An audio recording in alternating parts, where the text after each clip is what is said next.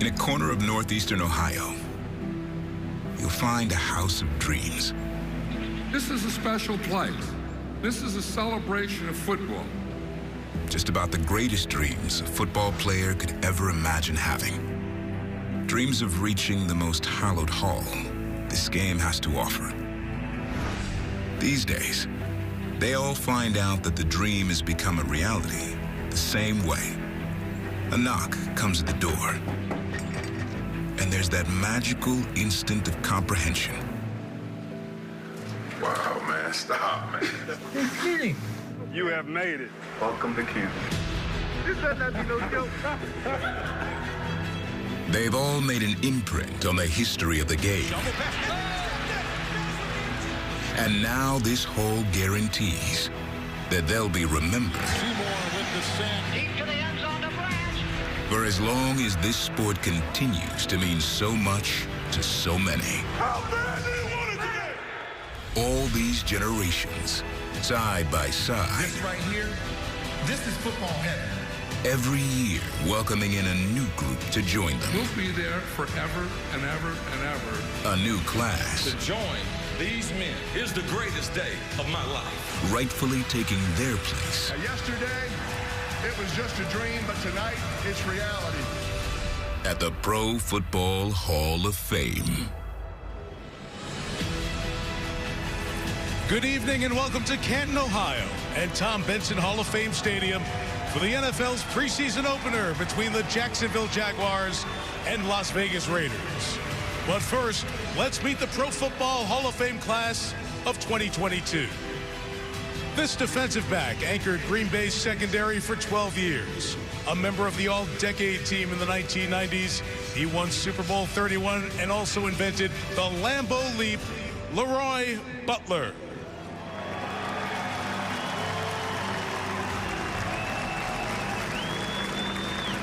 This first-round pick out of Notre Dame spent his entire career with the 49ers. He won a Super Bowl, comeback player of the year, and amassed 89.5 career sacks, all while building an iconic legacy. Bryant Young. This towering defensive lineman entered the league in 2001 and won 3 Super Bowls in his first 4 years with the Patriots.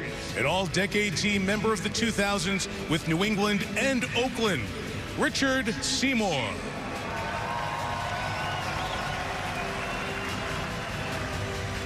Art McNally will be the first on-field official enshrined in Canton. Considered the father of modern officiating, McNally most notably brought instant replay to the NFL in 1986. McNally's watching from home and represented here by his grandchildren, Shannon and Connor O'Hara. As a head coach for Philadelphia, St. Louis, and Kansas City, this man led significant turnarounds for all 3 teams, highlighted by a Super Bowl 34 victory with the Rams and their greatest show on turf offense, Dick Vermeil. There are 2 inductees being honored posthumously. Sam Mills beat long odds to play 12 NFL seasons. As an all-pro linebacker and later assistant coach for the Carolina Panthers, Mills left an indelible mark on the franchise that is still felt today. His wife, Melanie, is walking in his honor tonight. Cliff Branch was a lightning-fast, 3-time All-Pro receiver who helped the Raiders to 3 Super Bowl titles in the 70s and 80s. He is represented by his sister, Elaine Anderson.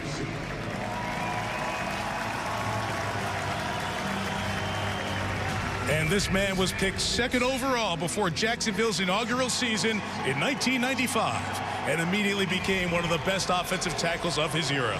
The first ever Jaguars draft pick is now their first Hall of Famer, Tony Boselli.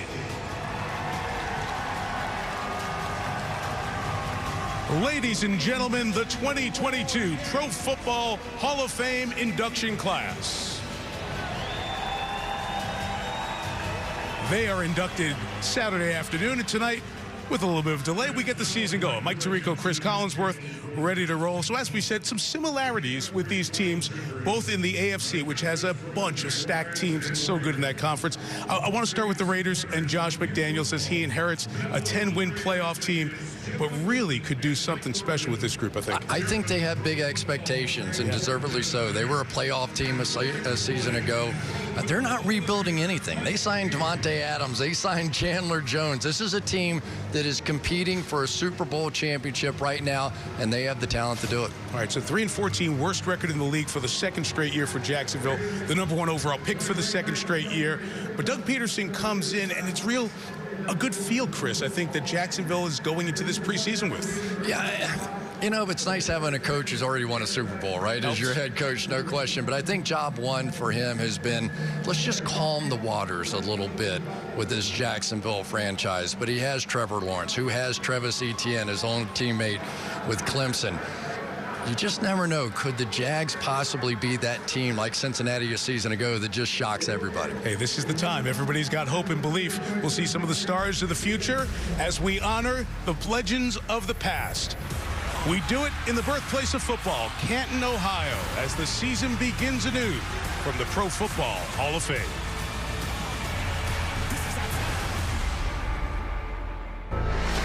NBC Sports welcomes you to the following presentation of the National Football League. 60th anniversary of the first Pro Football Hall of Fame game, Jaguars and Raiders tonight. One of the storylines, the return of a familiar face to a familiar role on the sideline. Yes, we speak of Raiders head coach Josh McDaniels, but we also speak of Melissa Stark. Melissa, welcome to Sunday Night Football. Mike, thanks. It's great to be back, and it's great for Josh McDaniels to be back. This is where it all began for him. He grew up 5 minutes from here. He was the quarterback of Canton McKinley High School, which is about 100 yards to my right, and he played his home games on this field. His dad, Tom, was his coach. At 4 years old, Josh started coming to his practices with his dad, stood right near him, dressed just like him. The short shorts, the high socks. The only rules, he couldn't cry or whine or get in the way. That is when he fell in love with the game, and he told us tonight is surreal.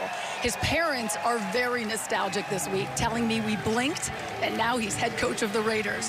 His mom, Chris, said her ticket request for tonight started at about 20, but quickly grew to over 100 when Josh said, don't leave anyone out. I don't know if I'll ever coach here again. This is a once-in-a-lifetime opportunity. Well, they are so excited. Got to speak to Tom on the field before the game. Melissa, on the opposite side, we mentioned Doug Peterson, head coach of Philadelphia, when they beat McDaniels and New England in Super Bowl 52, 5 years as head coach of the Eagles. Out last year, makes his debut with the Jaguars here tonight. So we were delayed. The field was cleared at 7:34. We're starting at about 8:40 Eastern, but worth the wait. The 2022 NFL preseason is underway, and we'll begin with a touchback, and the Raiders will get out there on the field first. So Derek Carr, of course, will be the Raiders starter if healthy once the season begins. He's looked terrific so far in their camp. But Jarrett Stidham will see the action at the beginning of this preseason game, and Patriots fans know him, the 4th-round pick for New England in 2019. If you remember going into that season that Tom Brady left, many thought Stidham might be the quarterback. And then they brought in Cam Newton. Didn't work out for Stidham. He was traded in this offseason to the Raiders, and Josh McDaniels is somebody who knows his offense very well to run the show in Las Vegas. Josh Jacobs starts as the back. And from the 25, Stidham will begin with a Raider-like play, a shot downfield that was deflected but caught as Keenan Cole ends up coming up with it, and Cole advances it out to the 44-yard line. So a pickup of 31 on the very first play. Ben, a flag. Personal foul, roughing the passer. Number 44, defense. 15 yards will be added to the end of the play. Automatic. First down. So it's 46 in total, and welcome to the NFL for the #1 overall pick, Trayvon Walker. Yeah, he comes in. The good news is he got there. The bad news is he got the foul. I think they'll take the good news, though, when you got the #1 pick. And it looked like he was trying to take the deep shot, and the ball just fluttered straight up in the air and happened to come down to a Raider. Walker, who was a star at Georgia, but not a stat star. They had so many great defensive players as they won the national championship, and Chris will get into it. Walker bounced around. Jaguars want him on the edge, rushing. First run, and it's Jacobs with a big opening. Josh Jacobs to the 17-yard line and a first down, gain of 12. Well, the question with this Raiders football team is always the offensive line. What are they going to look like up front? And if that's any indication, that was a giant hole. And you get the feeling that Josh Jacobs, who did not get that fifth-year option picked up, came out here ready to play some football. 48. Like 20. First down from the 17-yard line. They'll check it down to Jacobs. They're trying to get to the outside, but cannot do it. Trey Herndon brings him down. The corner out of Vanderbilt with the stop. Yeah, and for Jacksonville, they have quite a few of their defensive frontline players out there. Yeah. So this is not some ragtag bunch that the Raiders and Stidham are driving down the field against.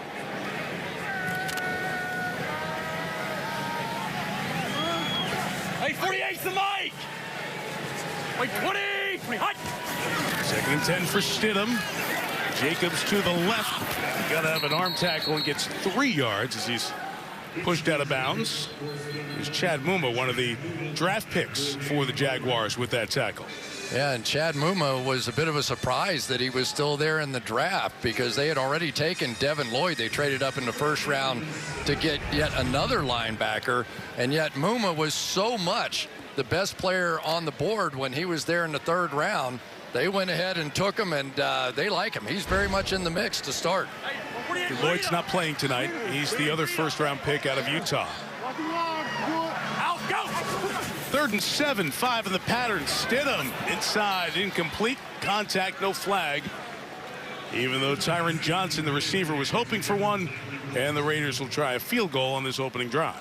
Yeah, and that's part of the curse of preseason, if you will, because it ends up being pretty easy to move the ball between the 20s, and then it's a subspecialty inside that red zone because the field shrunk, and it's a totally different game plan, and believe me, they have not gotten to that part of the game plan yet.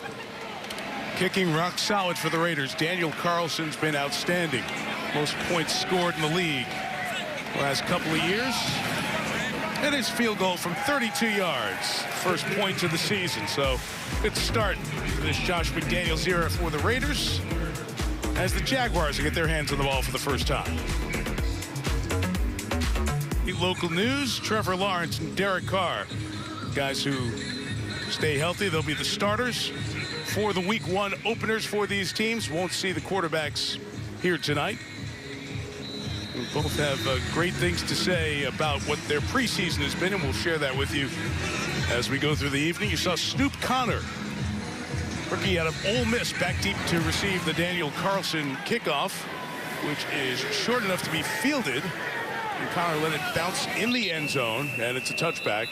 And Jacksonville will take over at the 25-yard line. So we said that there will be no Trevor Lawrence. There will not be C.J. Beathard either. He's nursing an injury. So Jake Luton is the quarterback. 3rd year out of Oregon State. Those 3 starts you see that he lost came with Jacksonville. Jaguars took him in the 6th round of 2000. Started 3 games when Gardner Minshew was injured. Last year he bounced around Seattle and Miami. Now he's back in Jacksonville with hopes of making this roster. Big guy. He knows he's going to have to train himself to make some throws right out of the pocket, but you watch him, he can play. The 2 top running backs are out. Snoop Connor, who is back for the kickoff, is the running back who gets it started. He gains 3 yards to the 28-yard line. Kendall Vickers with the stop for the Raiders. Those top 2 backs for Jacksonville are James Robinson, running back who's been good the last 2 years, and injured his Achilles the end of the season last year. And Travis Etienne, who never got going in his rookie season with a foot injury. But Travis Etienne is back. And when you start adding in that sort of easy yardage kind of running back, it's going to make this a different offense. Hey, rip. Hey, Tom, look at me. Empty backfield on 2nd and 7. Luton is flushed and chased, and he will just get rid of it and throw it out of bounds. Gary Green was pressuring for the Raiders, first-year man out of Mississippi State. It's always so hard because you work with so many different people in camp. You try and get a little continuity going on the offensive side, and yet there you are, once again, the guy you probably spent the most time working with, Travis Etienne, over on the sideline. And it's just one of those things, and yet somehow the players that are on the field here tonight have to make that impression on these coaches, because this is probably as much as they're going to play all year. 3rd and 7, Raiders bring 4.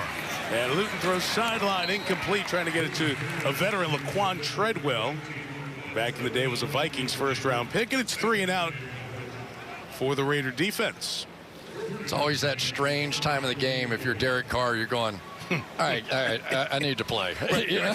It's like, you really, when they tell you, you know, when you're back at the practice facility, you're like, okay, good, that makes sense. I totally get it. Then you get out there and you go, all right, I've got my uniform on. Let's go. Logan Cook, 5th year at Mississippi State, is the punter. Darius Phillips back to get it. Pretty good kick. 57 yards and taken right to the sideline, too, and out of bounds at the 15-yard line. Beautiful kick by Cook. Rudy Ford forced him out of bounds.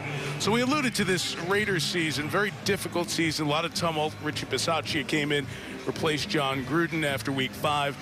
This team got off to the good start, then went through the tough patch, but they had 4 must-wins, and they did, to make the playoffs, including that incredible Sunday night at the end of the season against the Chargers. One of the 6 walk-off wins, most last-play wins by any team in one season.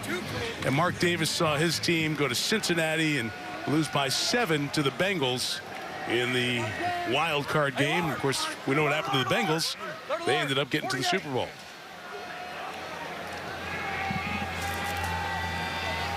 Wait, 20. Second drive for Stidham. Starts at the 16. And with time, gets it incomplete. Pass was a pretty decent one, but Tyron Johnson couldn't bring it in. We'll have second down. You know, you think about Jarrett Stidham and the fact that he has a big edge, right? I mean, he's got his head coach, or at least offensive coordinator, when he was with the New England Patriots, so he probably has 3 years of experience in this offense. Everybody else has maybe 3 months of experience in trying to put this thing together. So this is a great opportunity for Stidham to come out, make a statement. He's not going to be the starting quarterback here with the Raiders, but he definitely has a chance to make an impression. He speaks the language for sure. Jacobs with a good run here as he's in for a second drive, and Josh Jacobs gains 9 yards. But Chris, that's so important for a guy like Josh McDaniels. You have somebody to come in who speaks the language that you're teaching. So if you need translation, I got somebody else on the field, one of your peers, who can help you out. Yeah, and it's not just the players. Sometimes you have to coach the coaches a little bit. And when you think about it, Josh McDaniels and Stidham probably know as much about how they want to operate this offense as anybody on that coaching staff. Wait, 20, high. 3rd and 1 is back to Jacobs, and another hard run, and he gets the first down. It's interesting to see Jacobs for a second drive, and I love the point you made, Chris. This is a guy who knows, new staff here. You didn't pick up my 5th year. I got something to prove, and I'm going to start with preseason game 1. You know, I really love it, because it's not the Patriot way to really have the bell cow back. Right. It really isn't, and they've got a lot of good backs. Kenyon Drake here now, Amir Abdullah. They drafted Zamir White, brought over Brandon Bolden. So they could play the way the Patriots typically do, with a lot of guys in specific roles.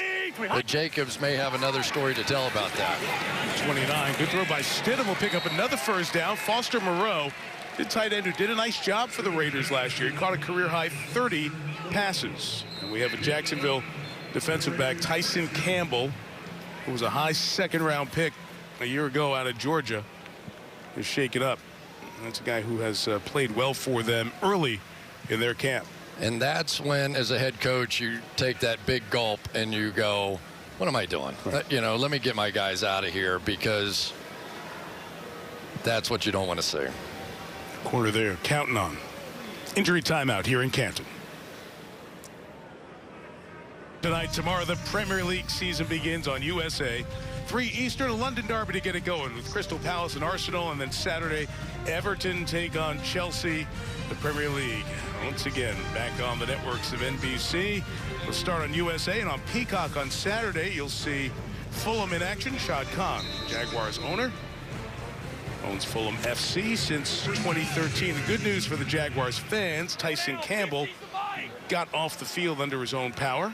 Meantime, Trayvon Walker, the #1 overall pick, remains out there. And on 1st and 10, here's a run with Jacobs for about 1.5 yards. Yeah, it's hard to take your eye off of Trayvon Walker, really, because he was such a surprise in many ways, being the #1 overall pick. So many people thought Aiden Hutchinson out of Michigan was going to be that. And yet the more they watched Trayvon Walker, and he was playing nose tackle, he was playing the 3 technique inside, he was playing on the edge, he was playing off-ball linebacker. They just kept seeing more and more things that he could do. But right now, their mission is to leave him in one spot on the edge and let him learn that and go to work. 50, 50. Out, go! On 2nd and 8, Stidham gets it away quick, and Jacobs on the run into Jaguar territory to the 44-yard line for a 1st down and a gain of 14. So it has been a good show for Josh Jacobs in these 2 drives. Yeah, and one of the things that they've done is they've been able to take one of their better players out there, Brandon Parker, move him over to that left tackle position to take on Trayvon Walker. So we're seeing good on good. This is not one of those matchups where you go, oh, okay, well, you expect Trayvon to just wear out that other guy. No, this is one of their better offensive linemen. Jacobs to get a break. Amir Abdullah, the veteran, is in there at running back, and Stidham looking good so far. We'll get it to Abdullah, who almost lost the ball, but he's got it at the 39. As Shaquille Quarterman, 3rd-year linebacker out of Miami, made the tackle. All right, let's take a look at Trayvon Walker. We want to get as much as we can here. And I think the bear is jumping on his back just a little bit. You see the chip? That's probably something he wasn't used to seeing, as he was playing inside against some of the guards and the centers. But he went to the combine and just blew everybody away. I mean, freakish athlete, ability to run, to move, to drop into coverage, do so many things. But there will be eyeballs on him all season long as that #1 pick. Now he feels like he's in Athens. His old teammate, Zamir White's the back. And there goes White. His first touch. And he gets it inside the 25 to the 24-yard line. That Georgia National Championship team, so much talent. You'll see a bunch of it in this preseason and regular season, including White. I tell you, we're seeing a lot of good play up front. And let's talk for a minute about Lester Cotton, number 67 on that offensive line. He is one of the comeback stories of the entire season. That was a massive block he just put on out there. 25, it's White again with the toss to the left. And he'll pick up 4 yards, the 21-yard line. Cotton's an interesting story, like you said, Chris. He's a guy who the Raiders had. They let go of him a couple of times. He's changed his body, changed his attitude, and he has opened eyes the first 2 weeks of camp. He really has, and so many people expected Alex Leatherwood, who was the high draft pick, #1 pick, who started at right tackle, moved into guard. But all of a sudden, for some reason, the light went on for Lester Cotton. And he's almost one of those guys that they now talk about, well, okay, he's a starter, and let's go on and talk about some other positions. But he really has made an impression on this coaching staff. 2nd and 7 for Stidham, and he runs into Trayvon Walker. And the #1 overall pick, he gets his first one. It's albeit a preseason sack. Good to get on the board. Yeah, he's going to go one of the great moments of my life right here. And he has the contain on the outside, but you saw that a lot in college, especially with a lot of those inside rushes. When the quarterback tried to step up and through, he was too athletic for the people that were guarding him, and then he would come in and make a play. So now they have their headline in Jacksonville. We're good to go for this night. #1 pick, not a bust. We're good, right? Well, 3rd and 10. Stidham pressured again, and they get to him one more time. Arden Key, veteran Raider draft pick when he came out of LSU, gets the sack and pushes them back, but there's a flag down. Nope, no flag. All right, let's take a look at an ugly stunt coming around here, but somehow it worked. Ooh. So many times when that inside rusher comes in and knocks into the outside blocker, that time Brandon Parker, he ends up with a free path to the quarterback, and it's exactly what we're talking about with that one. So Arden Key, the comeback to Jacksonville, is successful as well. So this is going to be a 55-yard field goal attempt for Carlson, who's got this kind of range as we saw over the last couple of years. High snap brought down very well by A.J. Cole. Daniel Carlson's in midseason form. From 55, knocks it through. 2 drives, 2 field goals in the rain here in Canton. 6-0, Vegas.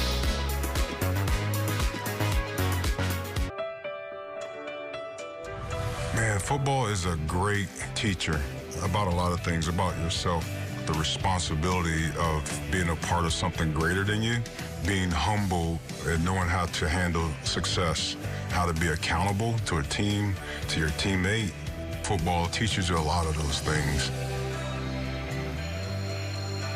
BY, Bryant Young, Super Bowl champ, an All-Pro, comeback player of the year, 3rd highest total of games with the 49ers in franchise history, 208.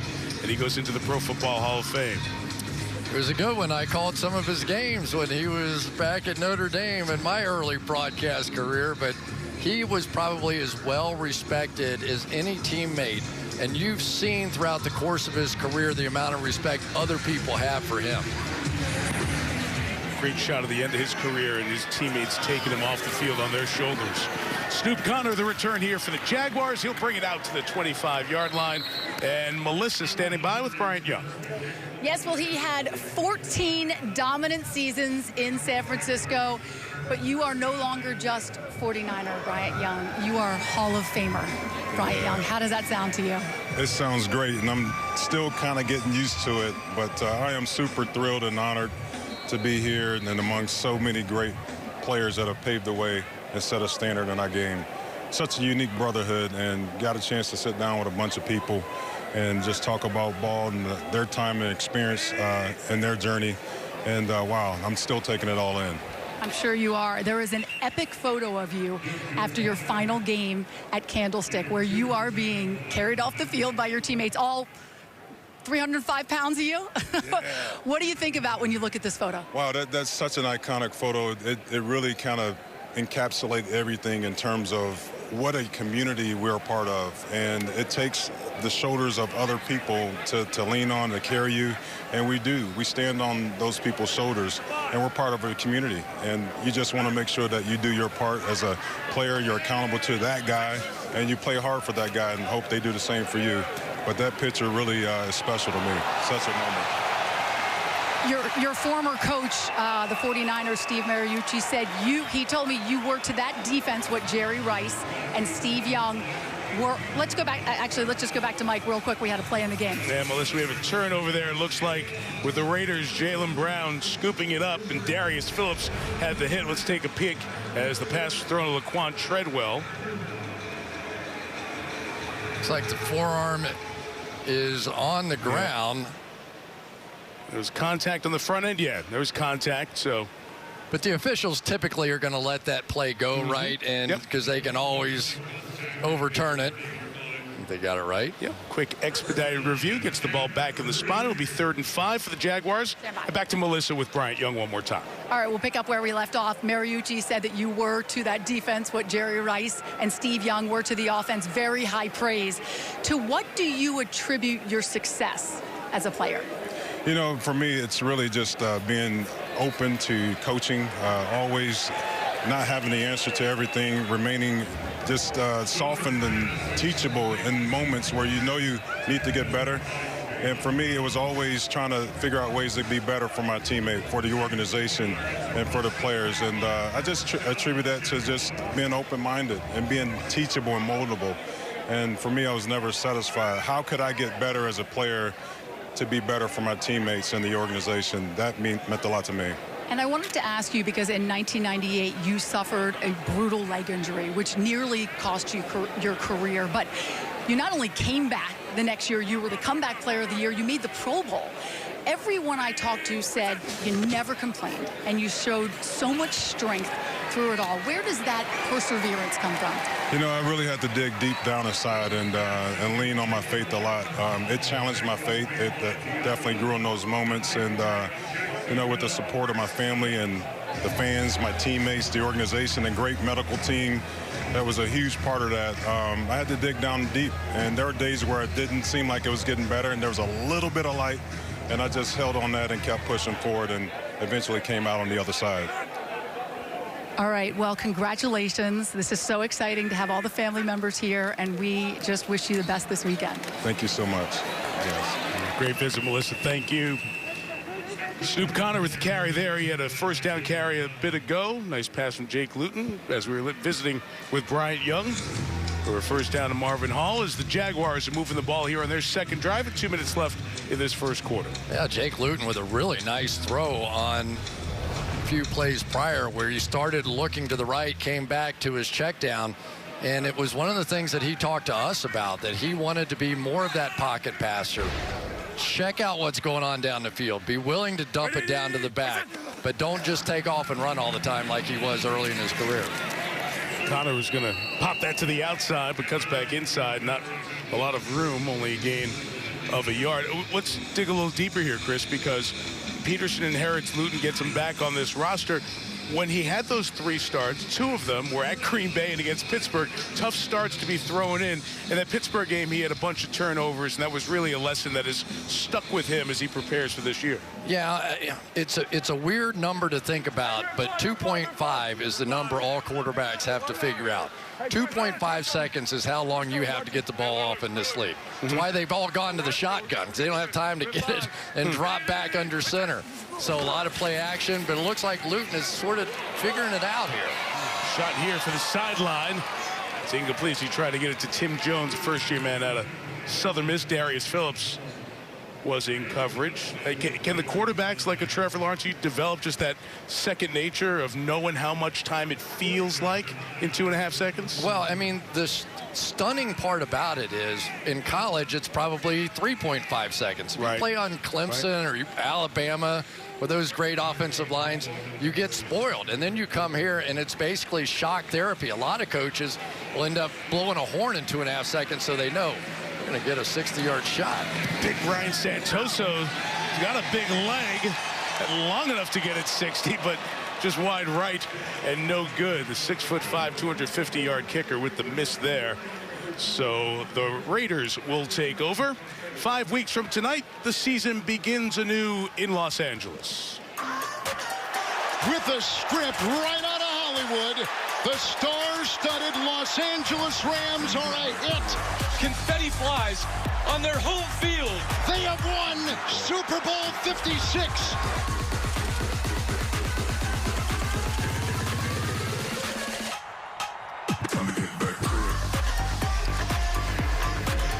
Right back to where they want it. The banner goes up, and then the Rams start the season with the team a lot of folks thought could have gotten there last year and think could get there this year out of the AFC, the Buffalo Bills. If we could handpick the opener for the season, that would have been mine. That is going to be a matchup for the ages. Oh, here we go. Right Nick Mullins, new quarterback in. The exchange not clean, and Mullins, the 5th-year man out of Southern Miss, able to fall on it. Yeah, and it's always tough, right? You've got multiple centers. You're trying to figure out who's where, when, and then you also have a little rain thrown into the mix here as well. So welcome to preseason football. This is all part of it. But just to get back for a minute with the Buffalo Bills taking on the Rams, it's sort of one of those early statement games. Everybody is in love with the AFC teams this year. The quarterback shifting that way. And yet, you know, the Rams are out there going, we're the world champs. Nice dump by Mullins. Amir Abdullah on the run. And to the sideline. Abdullah has shown a little bit of juice in camp in Vegas. Josh McDaniels likes what he sees. First down there to the 33 as this first quarter comes to an end in Canton with the Raiders leading the Jaguars 6-0.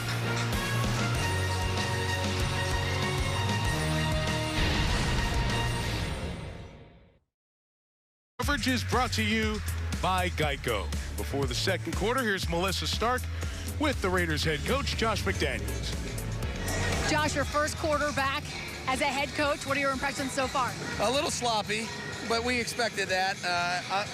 We got to do a good job with ball security now because the field's a little wet. Just keep our feet underneath us, but I think the guys are playing really hard. I was going to say the weather's sloppy. All right, so you said it would be surreal coming back. This is a homecoming for you. What's it actually like? Yeah, it's surreal. I played so many games in this stadium, and I've been here for so many years. To be able to play and coach my first game with the Raiders here is pretty special. A lot of people here. I hope it's a special night for them, too. I know your parents are so proud. Yes, all right, they are. Thank you. Thank you, Melissa. Thank you to Josh McDaniels. Something new. Talk to the coach at the end of the quarter. I love that. That's good. That's good. We're working Melissa tonight, aren't we? So the Raiders continue. This is their third drive. Field goals of the first two. Good field position after the missed field goal by Jacksonville. And from the 34-yard line, it's Kenyon Drake, the other back. So Josh Jacobs and Kenyon Drake both in action here for Josh McDaniels. And as we said, Chris, it's not just a homecoming deal, but it's the first time. You want to start setting a tone. Guys are proving themselves for the new head coach of Las Vegas. And I want to say this about Josh. I've known him for a very long time. If you're the offensive coordinator of the Patriots, we've done a million of their games, right? We've had so many conversations about what went wrong when he was the head coach of the Denver Broncos when he was 32 years old. Correct. And I'll let a play run, and then I'll finish the story. 2nd and 9, and Mullins in the middle. It's caught. Good move, too, on the back end by Tyron Johnson inside the 10. Johnson takes it to the 8-yard line. 1st and goal, Las Vegas. Nick Mullins has been around. He's started 17 games in his career, and one of the guys they're excited about is number 1, Tyron Johnson. He is a very electric, exciting football player and very much in the mix of that other receiver. Is it going to be Demarcus Robinson? Is it going to be Keelan Cole? Who is that other one going to be? Mac Hollins. But they really have their eye on Tyron Johnson, number 1. From the 8-yard line, it is a toss to Amir Abdullah. Speed to the edge. And the season's first touchdown. The Raiders' offense looks just fine here in the first quarter and change. Really complete loss of contain here on the part of the Jaguars because they had a wide receiver on the outside of him, and once he cracks down, and Amir Abdullah gave it the spin kick and the straight kick, and you'll see there's just nothing out there at the end of this thing. Really nobody at all for them to block for a Luminaire. Been an intriguing talent since the Lions took him in the 2nd round in 2015. Abdullah finds the end zone. Carlson adds the extra point. Las Vegas, 3 drives, 3 scores. Up 13-0. Kicking off the year. And in my experience, things that are important in life and that mean something, there's a cost to them. Winning football games are hard. And I remember how much work I put in to get on the field to win. And when you won, there's not much better feeling. But when you lost, it hurt because it mattered. Being a part of football is amazing. And this is the highlight.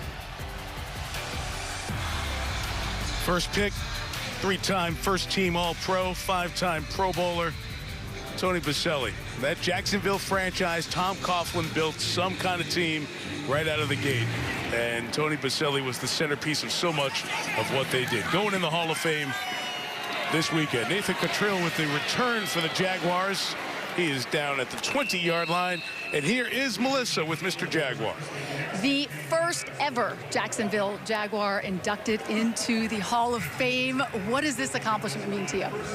Well, it's been quite a journey, that's for sure. And I think, more than anything, it just validates what you did as a player on the field. And I don't think, at least I didn't play to make the Hall of Fame. But when you're all said and done and your career's in the books, and for me it was a short career because I got hurt, it's you never know. And the fact that the people who make the decision debated it long and hard and deemed me worthy to be in the Hall of Fame is quite an honor. Well, I loved hearing that your mom said the first words ever out of your mouth, the first word was football. And here you are, you have lived a football life. What impact has the game had on you? Oh, outside my faith and family, it's the biggest impact of my life. I've loved the game. I mean, being in the Hall of Fame for me is part of just being a little kid and a fan. Like today, I got to go talk to Jack Youngblood for 20 minutes. I was like, it's the greatest thing ever. I watched him with the Rams. And so, but football taught me about hard work and perseverance and mental toughness and depending on people. So teamwork. The game has been so good to me, and now to be in the Hall of Fame with the greatest of all time of the game I love. I mean, pinch me. I mean, it's like I'm waiting to wake up and someone say, it didn't really happen. I know it's a little bit bittersweet, though, for you, because your dad, Big Tony, passed away last year. But knowing that he was not in good health, your wife, Angie, had him record a video message. You just told me you were not able to watch it. This was months ago. They first showed it to you. You couldn't watch it. You first watched it in its entirety this morning. Yeah, so my wife and one of my best friends, Eric Murphy, and his wife cajoled my dad to do it because he didn't want to do it because, he's fighting cancer, and we knew he probably wouldn't make it, and which is a tough time. And he was a proud man. He didn't want to admit that he wasn't going to be there. And so not knowing whether I'd make it or not, my wife and Eric and Kay got together and they convinced him, and he fought it. He didn't want to do it. He was a proud man. And it did a 9-minute interview with him. And so Angie surprised me at the event in L.A. after the Super Bowl in February. Thank you. Yeah. But I couldn't watch it. I put my head in my hands. All I heard is how proud he was of me. Didn't watch everything. And this morning I watched the whole thing. And what did you take away from it? What was the message? The amazing thing is I laughed more than like any emotion because it was my dad. He was telling stories that were like half right, like any dad, proud of his son. And the takeaway I had is, at the end where he just says, I'm proud of my son. And really what stood out, he said he's a great man, but not because he was great at football, but just because of who he is. And as a son, what else do you want? It's like, okay, Hall of Fame's amazing, but my dad just said that to me. And so I'm so thankful to my wife and good friends that put that together. And I miss my dad. I wish he was here. I know he's watching from heaven, but it's not quite the same. But we're going to celebrate, and I know he's celebrating in heaven. That's awesome. Congratulations. Thanks. Thank you, Melissa. Terrific guy, Tony. Thankfully shared that with us. Turnover here, as you saw. Marvin Hall got hit by Darius Phillips, and Duron Harmon, former New England Patriot. A couple of Patriot veterans have come over to this Raider team. Harmon comes up with the recovery. All right, let's just state the obvious right now, okay? The Raiders look pretty good. They do. They do. I know Josh, and this is early, and it's the Jags, and it's the whole thing, but the Raiders are coming out and looking pretty sharp here. This is their fourth drive, scored in the first 3. Mullins' pass is complete. Gained about 7 yards on that first down toss. Devontae Adams going to be part of this team this year. Devontae Adams, Hunter Renfrow, Darren Waller, all the options to throw it, but the addition of Adams from Green Bay changes the conversation about this Raiders team going into this season. Yeah, it really does. He's a remarkable guy. He's tremendous in the red zone. Nobody can jam him off the line of scrimmage. And he and Derek Carr are best of friends, played together in college. And there is a chemistry between those two in many ways. Like we talked to both of them getting ready for this thing. You could see they're kind of the same guy, right? They're kind of, you can see almost a brotherhood between those two guys. But when they played together in college, they put up numbers that are just like, look like my career numbers in 1 year of playing together. Really a remarkable group. And I know we're all waiting, right? We're all just waiting to see what it looks like.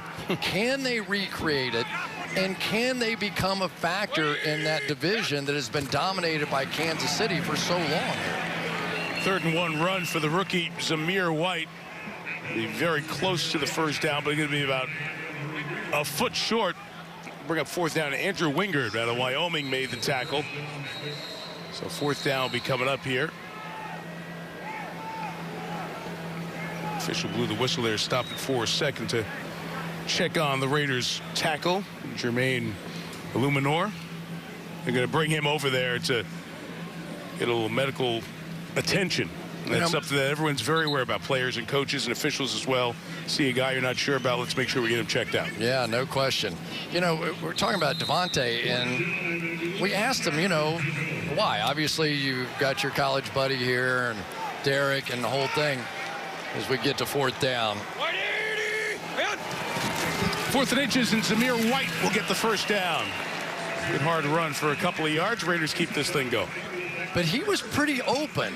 And when he said one of the factors, not the only factor, but one of the factors was he didn't know how much longer Aaron Rodgers was going to play. He knew Derek Carr was going to be here for the length of the contract that he had, and he just wasn't sure. And so he sort of took the sure thing. Obviously, the money, a huge factor. Getting close to the West Coast again, where he lived in California, a factor. But definitely a factor was the uncertainty around Aaron Rodgers. First down for the 44. Here's Zamir White. Terrific screen set up. White gains 19 yards to the 25-yard line. One of the things I anticipated seeing from the Raiders was a greatly improved pass protection scheme. When you talk about Josh McDaniels and you talk about the Patriot system that they've had for so long, what is the most important thing? The most important thing is protection.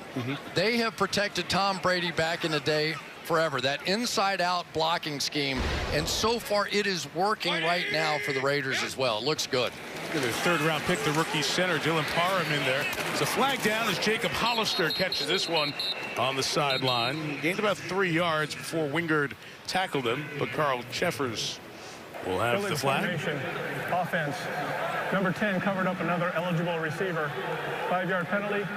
Repeat first down. So obviously Josh McDaniels, the head coach, all involved with the offense. The new coordinator is Mick Lombardi, 33 years old. He was in New England as the receivers coach. Yeah, and Mick Lombardi, we know the dad, right? Mike Lombardi, who's been around football for longer than all of us have. And so it's great to see that next generation coming along here. And Josh McDaniels, you know, he got the job at a really early age. I think Josh started like 23, something like that. So he's unafraid to take a few shots. Mullins will throw it out here. Matt Collins, a receiver who they were very interested in seeing, the veteran out of North Carolina, and he was stopped quickly on the edge by Trey Herndon, who made a play before. I want to clean up one thing before we go back to the Raiders.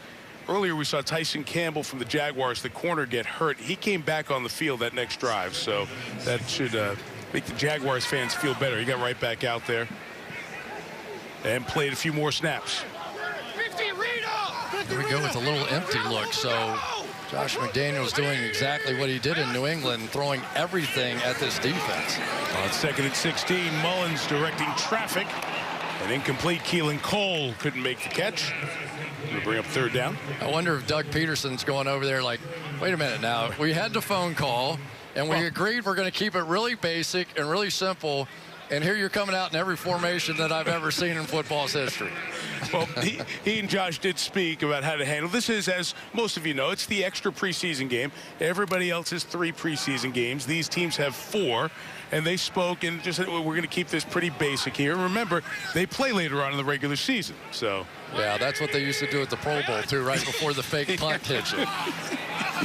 Mullins in trouble here, and he gets bowled over as the pressure was coming on Mullins. Caleb Chason started it. Arden Key was there as well. Yeah, Arden Key's really been a factor here early on. He's been setting up inside and almost like in a spy kind of position. But Arden Key is a pretty strange story. He was a part of this Raiders team, and all of a sudden he goes away, really wasn't productive. He goes away to San Francisco, plays there, ends up with 6.5 sacks. And they say, we'll take you back. So now he's back, and he's been productive so far in this one. And Chris, he's the guy who said, I'm going to take it upon myself to be the veteran to build up this group of pass rushers. Touchback here on the punt by A.J. Cole. Jaguars will take over at the 20 as you look at all those busts to the Pro Football Hall of Fame. If you want to be great, you really want to be truly great, I think you have to be a competitor. that has to be your spirit. Like, you have to want to compete. Your will to win, your drive to win, it has to be unmatched. And it's like the crowning jewel to a historic career, and it's something I'll forever be grateful for.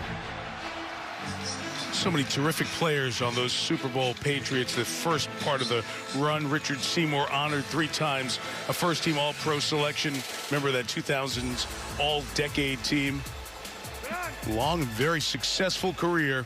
The Patriots were 84-27 in the games he played. Jaguars back to it. Jake Luton's pass toward the sideline is incomplete, and here's Melissa. Yeah, Mike, he is used to being introduced as Richard Seymour, 3-time Super Bowl champion for the New England Patriots. Now I'm going to introduce you as Hall of Famer, Richard Seymour. It has a good ring to it. Yeah, doesn't thank you so much. No, certainly feels good. What does that mean to you? You know what?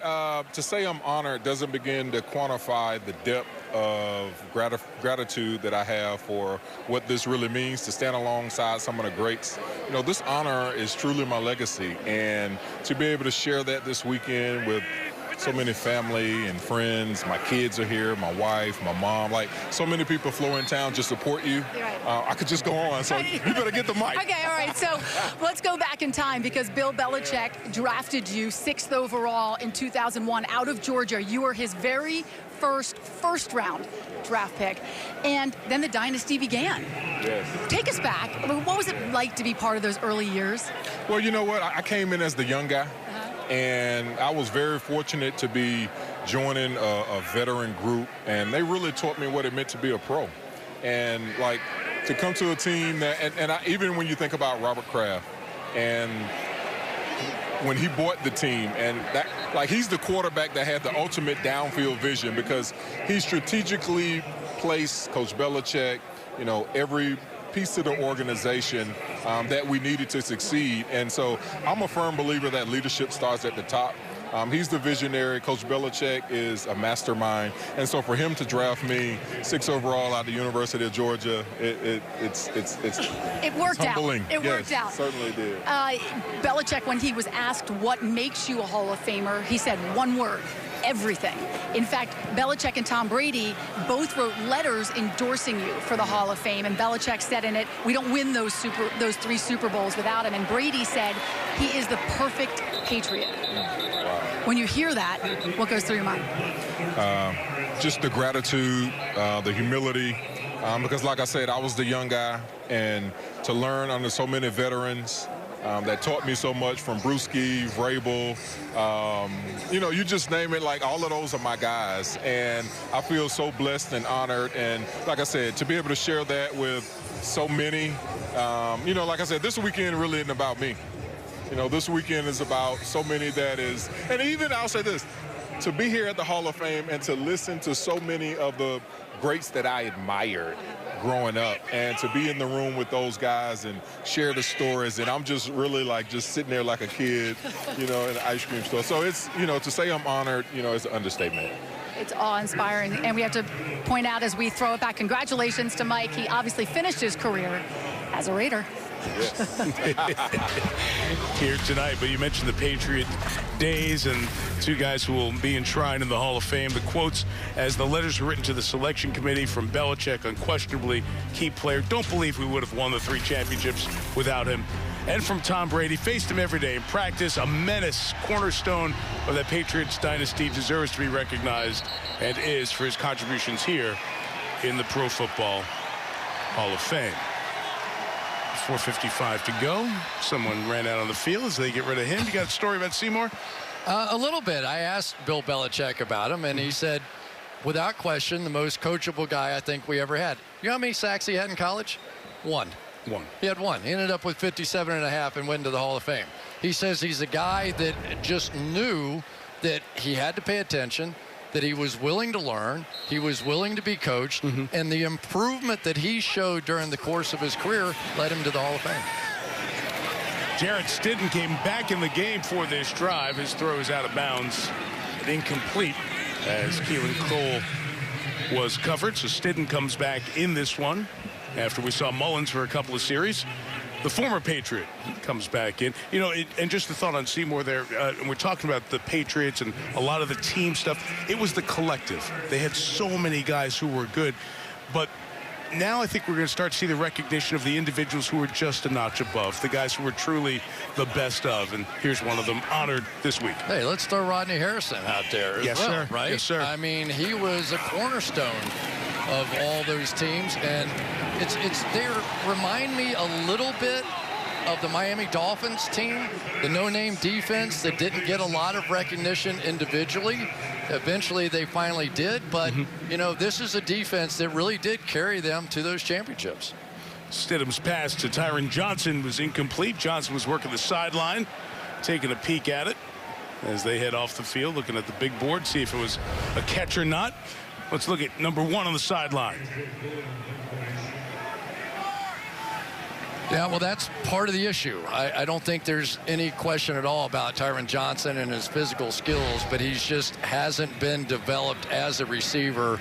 You can imagine Devontae Adams with that same ball, he would have dragged the back foot without even blinking, right? He's sort of the master of the toe tap. Well, Josh McDaniels has called a timeout here. He's got the red challenge flag in hand just in case he decides to take a deeper look at this one. So as he takes the timeout, I want to take a timeout here to think about folks about 350 miles from us here in Canton. Those communities impacted in eastern Kentucky by the awful, tragic flooding. You can support those affected by those floods. Text KY Floods to 90999 to give $10 to the American Red Cross. Man, a little too close to home right there. Right. That was very close to where my dad's family grew up, and you could see those valleys and the way that it is when that rain hits like that, and it just all rushes down. Thoughts and prayers out to all those people. So many stories of folks reaching out to help their neighbors down there, and you can help as well. So you see Josh McDaniels with a laugh. He did throw that challenge flag. For another look at this one, Tyron Johnson working the sideline. We will come back and see if this is, in fact, a catch. Looks to be. The right move. It was ruled a complete pass. Terry McCauley's with us back in the studio watching as well. He'll be with us all year. We'll hear from Terry a bit later on, but that back foot was down, so the 2 feet down for Tyron Johnson, who started last season with Jacksonville, and as we said earlier, Chris, has garnered some attention early on in the Vegas camp. He has indeed, and my apologies to him. He did apparently get both feet down. I just learned a lesson, right, Terry? You got to look at that back foot first and see if it's still on the ground. That's the key to this play on the sideline almost every time, Chris. And everybody gets their replay procedures down. Word down from upstairs to the sideline. Throw the challenge flag. It's part of this first preseason game for 2 new coaching staffs as well, Chris. It's operational as well. How do the things work on game day? We can talk about it from February through July.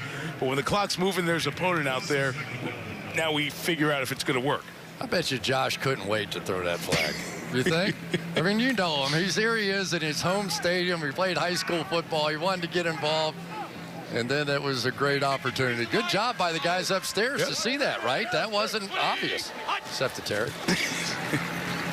2nd and 9 for Jarrett Stidham, and his pass is a complete one to Zamir White, this rookie out of Georgia. And I thought you hit it well, Chris. So multitude of backs is what the Raiders might look like as this season goes, and this 4th-round draft pick might be one of those. Well, and the question about him is going to be, is he a good enough receiver to get in the game, or is he just the 1st and 2nd down back? You think of the receiving guys that they have, that's more the Kenyon Drakes, the Brandon Boldens, the Amir Abdullah. But so far, Zamir White's doing pretty well catching the football, too. 3rd and 1 on a toss with some blocking. Puts his shoulder down and gets the 1st down. And the Raiders sideline reacts to watching the rookie use the extra effort to move the chains. Well, and this is why people don't make judgments off of spring ball and shorts and a T-shirt, right? Or as John Madden used to say, when they're in their underwear. Because this is football. You know, it's 3rd and 1. You've got to put that head and shoulder down and drive for the 1st down, and that is exactly what his job is going to be on this team. Time for Stidham. Hit as he throws to Johnson. Tried to bring it in, but could not. Tyron Johnson got a hand on it. Bounced it off the ground, off his knee, but couldn't pull in the big play from Stidham. Nice job there by Stidham hanging in there, because he really took a shot at that one. You see some of the quicks that we're talking about with Johnson. He does get open and just doesn't finish it, but great job by Stidham just hanging in there and really just got ripped at the end of that one. It was big for Stidham, too. He didn't play last year. Had back surgery, inactive once he got healthy. Keelan Cole comes around from the end and uses his speed to get to the 30-yard line. So a big run by Cole for 12, and he got hit awkwardly at the end of that play. And the Raiders athletic training staff immediately out to take a look at the veteran wide receiver who used to play for the Jaguars. Yeah, he got hit in the helmet just as he was going to the ground.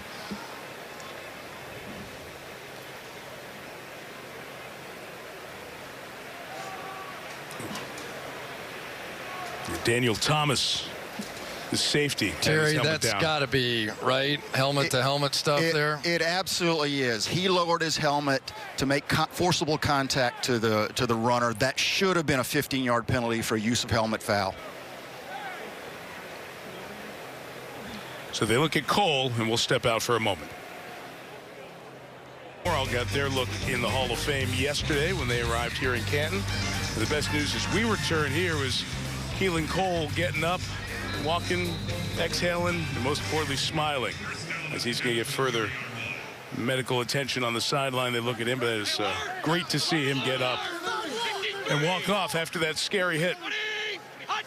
He did pick up the first down, and from the 30, Stidham got the defender in the air and just throws it incomplete as he got out of that tackle box and just gets it away.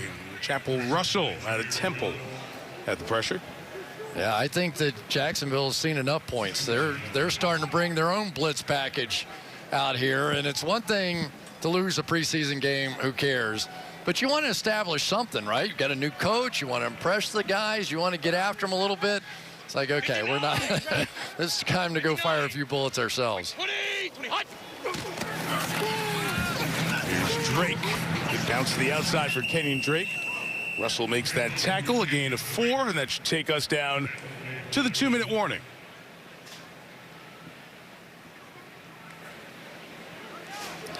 Beginning of the 2022 NFL season here in Canton, Ohio, the birthplace of the league. There's so many of the greats are enshrined, and the legends are there to visit. In Canton, and coming up, the Toyota halftime. We're going to preview the kickoff game between the Bills and Rams, plus some fantasy football advice from our newest teammate, Matthew Berry. Back to you, Mike.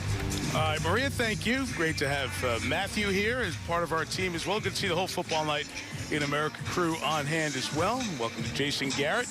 Jason got to find out what live TV is all about. A little rain fill to get going, right? Did a little talk radio for a half an hour or so. Good to see two coaches bantering back and forth like that. I'm glad they found Tony's Hall of Fame jacket. Yeah, or somebody's. That's right. 3rd and 7 coming up here for the Raiders. Jarrett Stidham got the start. Saw Nick Mullins for a couple of series. Now Stidham back in. And on 3rd and 7, throws complete for the first down to DeMarcus Robinson. And Chris, that's a name you mentioned earlier. 6 years in Kansas City, acquired as a free agent here by the Raiders. Yeah, and he's done good things there, and they'll never forget him when he was playing for the Chiefs. He had a monster day, 172-yard day against this Raiders team. But let's go back over here to Trayvon Walker, who was the #1 overall pick for the Jags, and review what he did out here tonight. Was it an overwhelming performance? I would say no. Was it impressive that you saw some of the athleticism and he got a sack and he got a lot of attention and he was drawing chips and that sort of attention over there? Because remember, in this game, Josh Allen isn't on the other side, but they know how they're going to end up working together. There's Arden Key, who they teamed up with for a sack. For the 14, Kenyon Drake runs inside for a yard or so. Doug Peterson's using his timeouts, trying to preserve time so he can get a little 2-minute drill practice for his offense. Yeah, and it's one of the really key things that you want to try. You just want to see what your guys are doing. And so many times it really just comes down to, you want to see, do you have poise? Do you remember the plays? Do you remember the audibles? You know, because so much of this game is, it's going fast, right? You've got to make adjustments on the fly out there.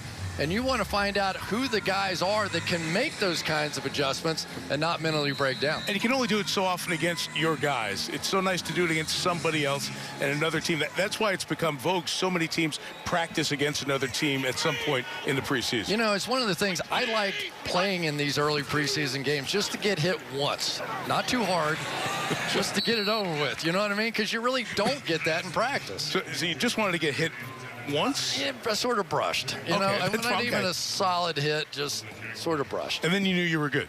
Yeah, but I did break my nose in the only time I played in a Hall of Fame game, so that was a little more than I wanted. That's the memory that came back when you came to camp. 4 plays. I played 4 plays. Yeah. 3rd and 8 coming up. As we mentioned, Josh McDaniels has played on this field in high school in some of the legendary Massillon McKinley high school football games in Ohio, but he's never had the chance to coach in this game. Loving that tonight. 3rd and 8 for Stidham.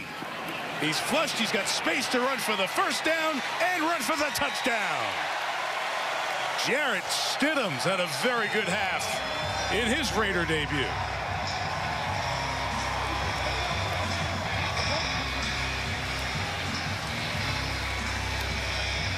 Derek loves it. You got to be careful when you come with those inside stunts, as the Jags did there. There is just nobody left outside. Generally, when the outside guy goes in, the inside guy has to go out. But Jarrett Stidham, the only guy who fully knows this offense, is showing why that's important. He's had a great half.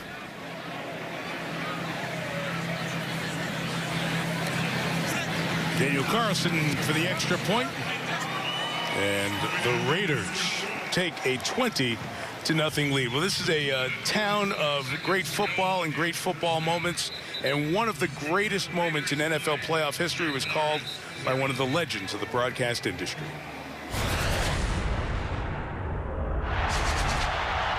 Montana looking, throwing in the end zone. Caught it!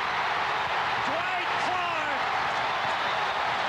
It's a madhouse at Candlestick.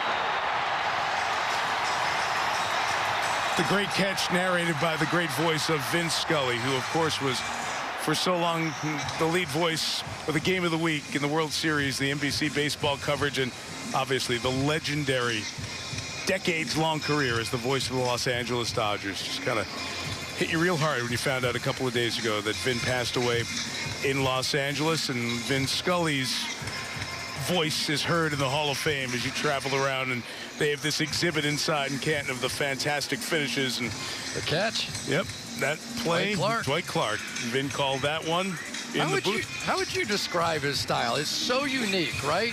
It was so conversational, but poetic almost.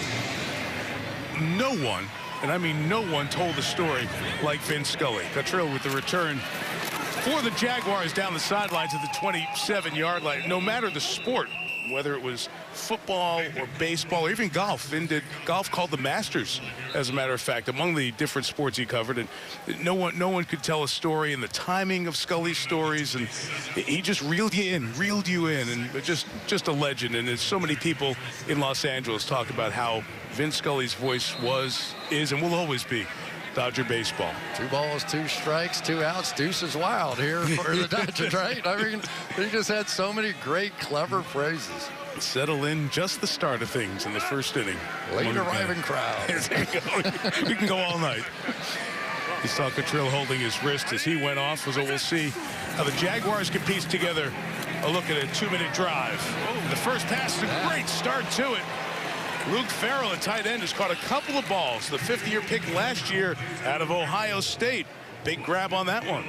Yeah, and one of the things the Jags have to do a better job of is these swing routes, get somebody down the field, get these athletes. They really like their tight end room. They think that they're going to have a real strength. And, of course, Doug Peterson, you know from Philly days, he loves those tight ends. Luton throws to Raquel Armstead with the catch to the 41-yard line. They'll keep going here with the clock running. Jaguars have 1 timeout and 50 seconds remaining. There you see under Doug Peterson what the tight end room for Philadelphia did. Ertz, Burton, among others. Dallas Goedert drafted late. Peterson's run there. One more time, Armstead getting to the sideline and out of bounds.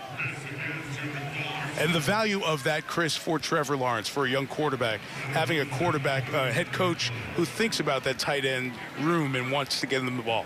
Well, I think especially for Trevor Lawrence, he's going to want some easier throws, right? If you're throwing to the backs, if you're throwing to the tight ends, if you're throwing to Christian Kirk, who's a slot receiver, now the offense works more in that inside zone, so you get the ball out of your hands quicker. You set up some deeper shots to get down the field.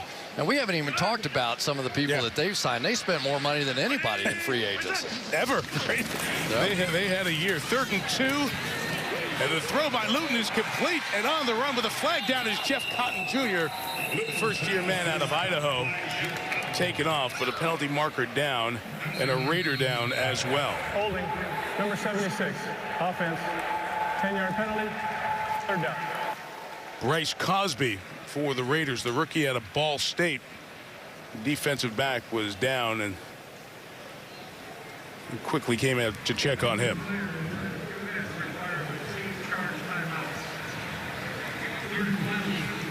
You know, it's frustrating, I know, for Doug Peterson coming over, and you want everything to change right away, right? But it's not, and he's got work to do with his football team. But I'm just telling you, we have not seen the star players with this team yet, and I think you're going to be surprised by the uptick of what they have in offense. Talked about the offense and Doug Peterson. Press Taylor is the offensive coordinator, the younger brother of Zach Taylor, who took the Bengals as the head coach to the Super Bowl. Press worked with Peterson in Philadelphia as well, was with Indianapolis last year. Frank Reich, Doug Peterson, really the formation of so much of what he believes in and what he does. And I was asking him about the old RPO stuff, because that really was sort of what jump-started that whole offense that year. And he goes, yeah, about 5 years later, a lot of people are catching up with that stuff. It's not as easy to do now as it was then. Cosby off the field because of the injury in the last 2. Timeout charge to the Raiders. Luton scrambles, flips it over the middle, and incomplete. And nearly an interception. Ike Brown was coming across, almost got his hands on it and secured it. And they'll kick it away with 23 seconds to go. Yeah, that's the reason Patrick Mahomes gets paid what he gets paid. You know, those throws aren't easy right there. Trying to be running left and throwing right. And you get so used to seeing the greats that can pull it off, you forget normal human beings. That's really hard. This Jaguar offense, only 4 first downs and 22 plays in the first half. You don't want to make too much about it, but you want to get off to a good start. And like you said, Chris, so many of their big-name players not a part of this one tonight on the offensive side. Good job to pin it to the sideline by Logan Cook. Well, we remind you that the IndyCar Series is going to continue on NBC and Peacock this weekend. They go right through the streets of Nashville. Even swing by the Titan Stadium, Nissan Stadium. It's a pretty exciting year 1 there. Year 2 comes up Sunday, 3 Eastern from Nashville on NBC and Peacock. Terrific weekend last week at the Brickyard. IndyCar and NASCAR with a double dip. Well, 15 seconds left. The Raiders have done enough. Sure, they'll just take this into the locker room. Jacksonville will get the ball to start the second half. Don't know how much more we'll see of Jarrett Stidham, but that was an impressive first half for him. 59. Wait, 20. Hot. And he'll hand it off to Kenyon Drake. And that will bring this first half to a close. Josh McDaniels back home in the place where he's played his high school football, and off to a great start. 20-0 Raiders at the half as we send it to Maria Taylor. Maria. All right, thanks, Mike. And coming up, the Hall of Famer Tony Dungy and Jason Garrett will be joining me, and we're going to look ahead to Week 1 and discuss how much pressure is on the Bills and who will actually step up at receiver for Tom Brady and Dak Prescott. Plus, we got that draft season just about here. Our newest teammate, Matthew Berry, is going to provide some fantasy insights on Devontae Adams and Derek Carr. You don't want to miss it. That's next on the Toyota Halftime. The Toyota Halftime. Let's go places. Take a look at the Jags' #1 overall pick on the first play from scrimmage, a roughing the passer. But the next drive, Tony, he gets the sack. Yeah, and that's what they were looking for, some productivity from their #1 pick. And Trayvon's going to find out that most sacks in the NFL are hustle sacks, right? Yeah. That's how Nothing it works wrong in with this league. hustling. That's what he told me. No pretty sacks. Welcome back, Maria Taylor, alongside the Hall of Fame coach, Tony Dungy, who has found his gold jacket, and Jason Garrett. And, guys, we still have the second half to come. But for now, all of our eyes are on the regular season and a pair of star-studded showdowns right here on NBC.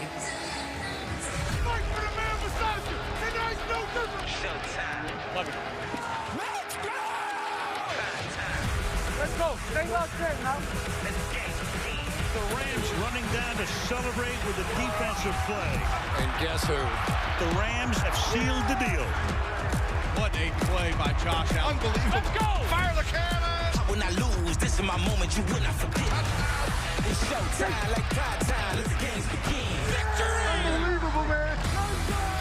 Cowboys win! I was born to win. It's showtime. All right, the 2022 NFL kickoff presented by Verizon will bring you the Bills against the defending Super Bowl champion Rams, and that's 5 weeks from tonight right here on NBC. And why don't we start with that game, Jason? And, you know, Sean McVay has said about his quarterback, he's dealing with some elbow issues that actually resemble what a pitcher would deal with. But when you think about the defending champions, what jumps off the tape for you? Well, that's obviously the biggest question for them right now, Matthew Stafford's health. Love the addition of Allen Robinson. He's one of these receivers that not many people know about. He hasn't played in great environments, but he's a big-time player, an excellent route runner. He's smart. He's savvy. The QBs love to throw to him. It's a great fit for the Rams as a complement to Cooper Kupp. The one concern, though, is that guy on the other side, Von Miller. He's in Buffalo now. So he made such a big impact for their team. Aaron's going to get a lot more attention now. And speaking of Buffalo, they've got a great team with a lot of weaponry, a lot of elements, but they've got to erase that last 13 seconds of the Kansas City game. And that's one of the reasons I think they got Von Miller to close out those games in those situations. Meanwhile, guys, on September 11th, we've got the Bucs taking on the boys, and there's a lot of question marks for both of those quarterbacks coming into the game. Yeah, and for the Bucs and Tom Brady, it's third down. Rob Gronkowski retired. Chris Godwin, knee injury last year. They made a lot of big plays for him. Who's going to replace that? They're hoping Julio Jones. They've got to get him acclimated right away. Hey, it's a similar issue in Dallas. Amari Cooper's in Cleveland. No Cedric Wilson. James Washington got hurt. Michael Gallup coming back off the injury. But for me, I still bet on Dak Prescott, CeeDee Lamb, and those running backs. Dallas can be good. It's not going to be easy against Tampa. They're going to have a good team, though, this year. Yeah, you just wipe off 14 touchdowns off the board with those guys gone from a season ago. But we know that the Cowboys and the Buccaneers will be looking to figure some things out in Game 1. Tony Baselli, he's headed to the Hall of Fame, and that's the family of Cliff Branch standing as the flame is lit here at Tom Benson Memorial Stadium. He was a teacher. I mean, that's what he did. He was a teacher to all his referees. He taught them how to go about making sure that the right calls were made. Stand up, be honest, hardworking. He is what the Hall of Fame is about. It's really a monumental weekend for the third team on the field, the officials, because Art McNally's going into the Pro Football Hall of Fame. First on-field official enshrined. You see the years he was an official, then the supervisor, where he really had, over those 4 different decades, a huge impact, even on the officials who are on the field tonight, and he is regarded as the father of modern officiating. We're going to bring in our rules analyst, Terry McCauley, to talk about it in a little bit. But, Chris, we were down on the field before the game and talking to the officials. One nice move by the league.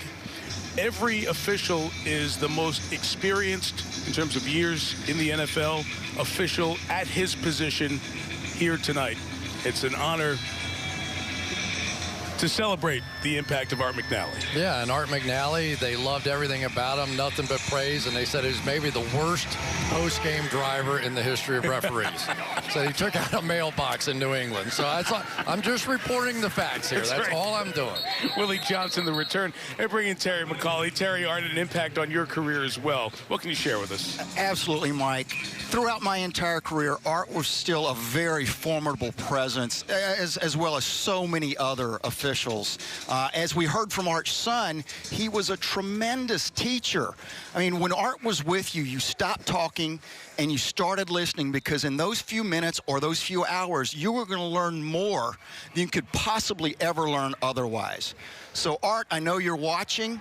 Congratulations and thanks for everything you've done for the NFL, for football officiating, and for the game itself. Well said, Terry. Thanks for sharing that. Mekhi Sargent on the toss to start this first half, and a gain of a couple of yards. We talk about Art McNally. We were in the Hall of Fame Tuesday night, and I spent time looking at the display honoring Art there, but the rule book, the notes that were in there, it just is a reminder of the impact that he had on generations on the field and very much off. And the amazing thing about him is he left his phone number in the public telephone book. You could call him if you got mad with one of his calls, and he took every call. Like, his family just couldn't believe that he would sit on the phone for a half an hour and explain these rules to fans who were mad at him. By the end, they're like, okay, Art, good talking to you. See you later. Kyle Sloter, the quarterback, he dishes it off, and Mekhi Sargent takes it across the 35 to the 36-yard line. So Sloter, if you've been watching football this spring, you've seen him. He played in the USFL with the New Orleans Breakers. As a matter of fact, he's also in the Hall of Fame. There's a USFL display there in the Hall of Fame, and Kyle Sloter's New Orleans Breakers jersey is in there. He should be, because he played in that semifinal game, and he was a mess. He could barely walk on the field, and he said, yeah, 28, how many more chances I'm going to get to win a championship? I'm out here, I'm playing. And but he was a pretty interesting story. He was a quarterback and did well in high school, went off to college, and kind of got hurt a couple of times, and so they moved him to wide receiver. And then one day, the guy in front of him got hurt, and they go, okay, you're the quarterback. He goes in and throws 6 touchdown passes, rushes for another, and becomes a legend in the college game. And here he is now, playing for the Jags and trying to make a football team. And on 2nd and 9, Sloter with the delivery complete to the 42-yard line. That is Garrett Prince, a rookie out of UAB, with the reception. And Sloter's 28 years old in his 5th year out of Northern Colorado. You know, you get a lot of these guys who've been with multiple teams. It's the 6th team he's been on in the NFL. He's never thrown a pass in a regular season game. Looks cool. 43, that inside throw is broken up. It was incomplete. Bryce Cosby was injured in the first half. He shows up there and breaks it up. I mean, he's been in camp. He's been playing games, so he's going to be the one used to game speed as much as anyone out here tonight. Well, you know, I keep thinking that Doug Peterson, I know we're not to the regular season yet, but Doug Peterson, nobody followed the analytics more than he did. And the year they won the Super Bowl, you know, analytics sometimes a 51-49 proposition. Right. I'll bet you he won 65% of them that season, and it really carried through it. And in the Super Bowl, yes, Philly special, the 4th and 4, there were a lot of different things when they knocked off the Patriots. I think we'll see more of that in Jacksonville. Logan Cook kicked it. DJ Turner let it go into the end zone. Touchback. More Hall of Famers to hear from, including Leroy Butler, the man who gave us the Lambeau Leap. Why not a little Wisconsin jump around feel? The man who started it all, Leroy Butler, coming up talking to Melissa when we come back to Ken.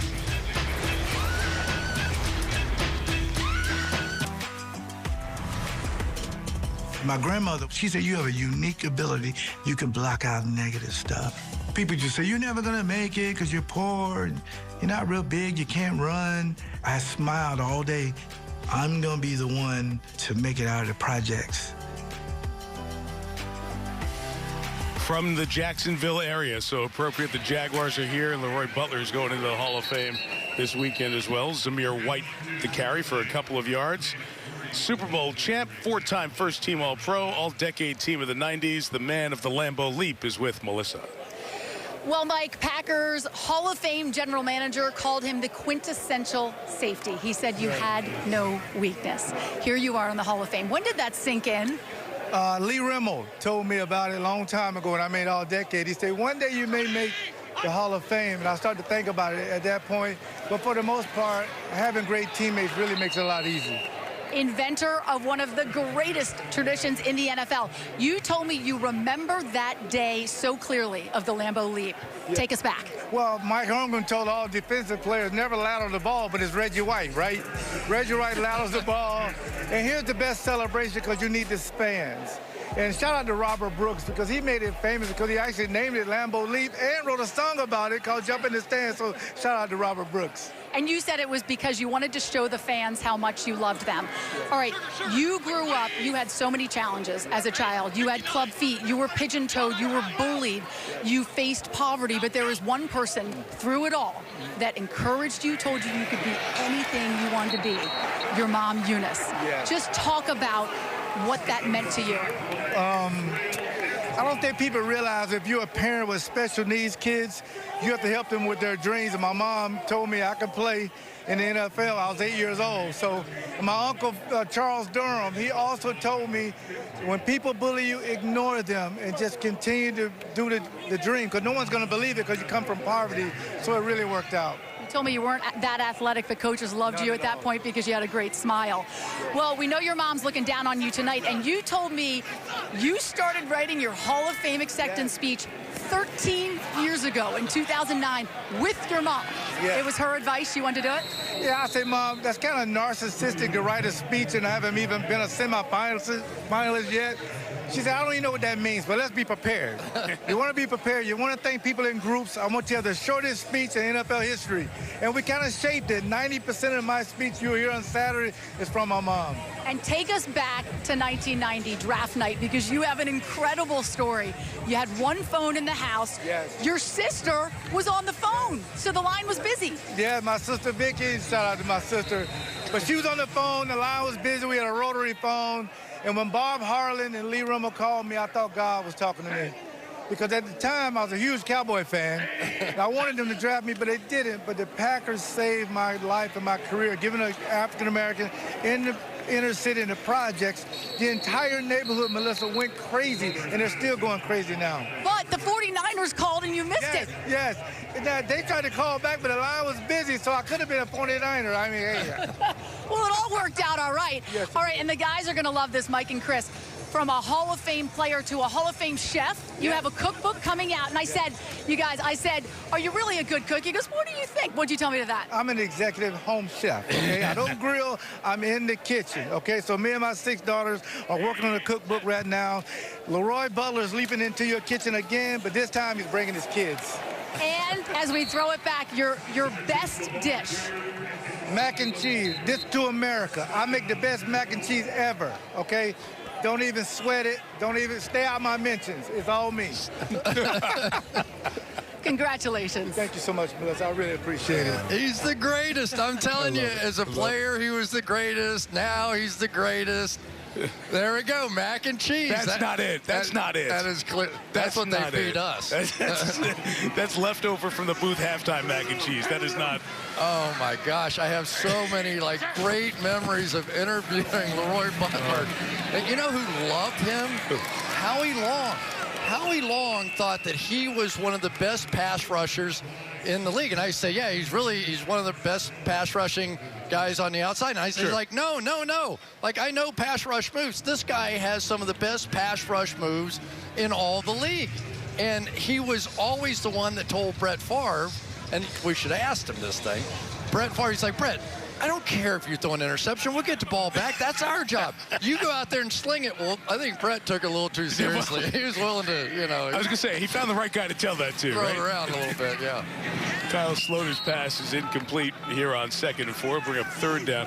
He had 38 picks and 20.5 sacks. Just a terrific story. I love the story of what he was able to overcome. He mentioned Lee Rimmel there a couple of times. He was a writer and then a longtime public relations person, then moved into historian.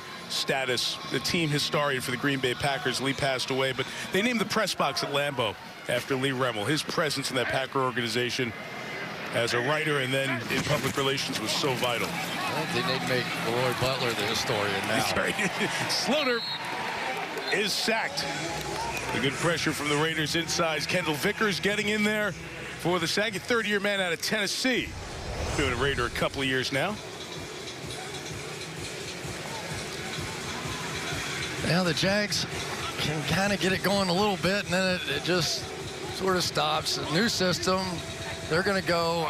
I can't wait to watch this team play. We're not seeing the guys going to make this whole thing work, right? There we go. There's Max Crosby over there celebrating with his teammate. Speaking of can't wait to see. Oh, yeah. I mean, Max Crosby on one end, Chandler Jones on the other. It's going to be insane. They've got linebackers that can fly. They've got a rock-solid secondary back there now.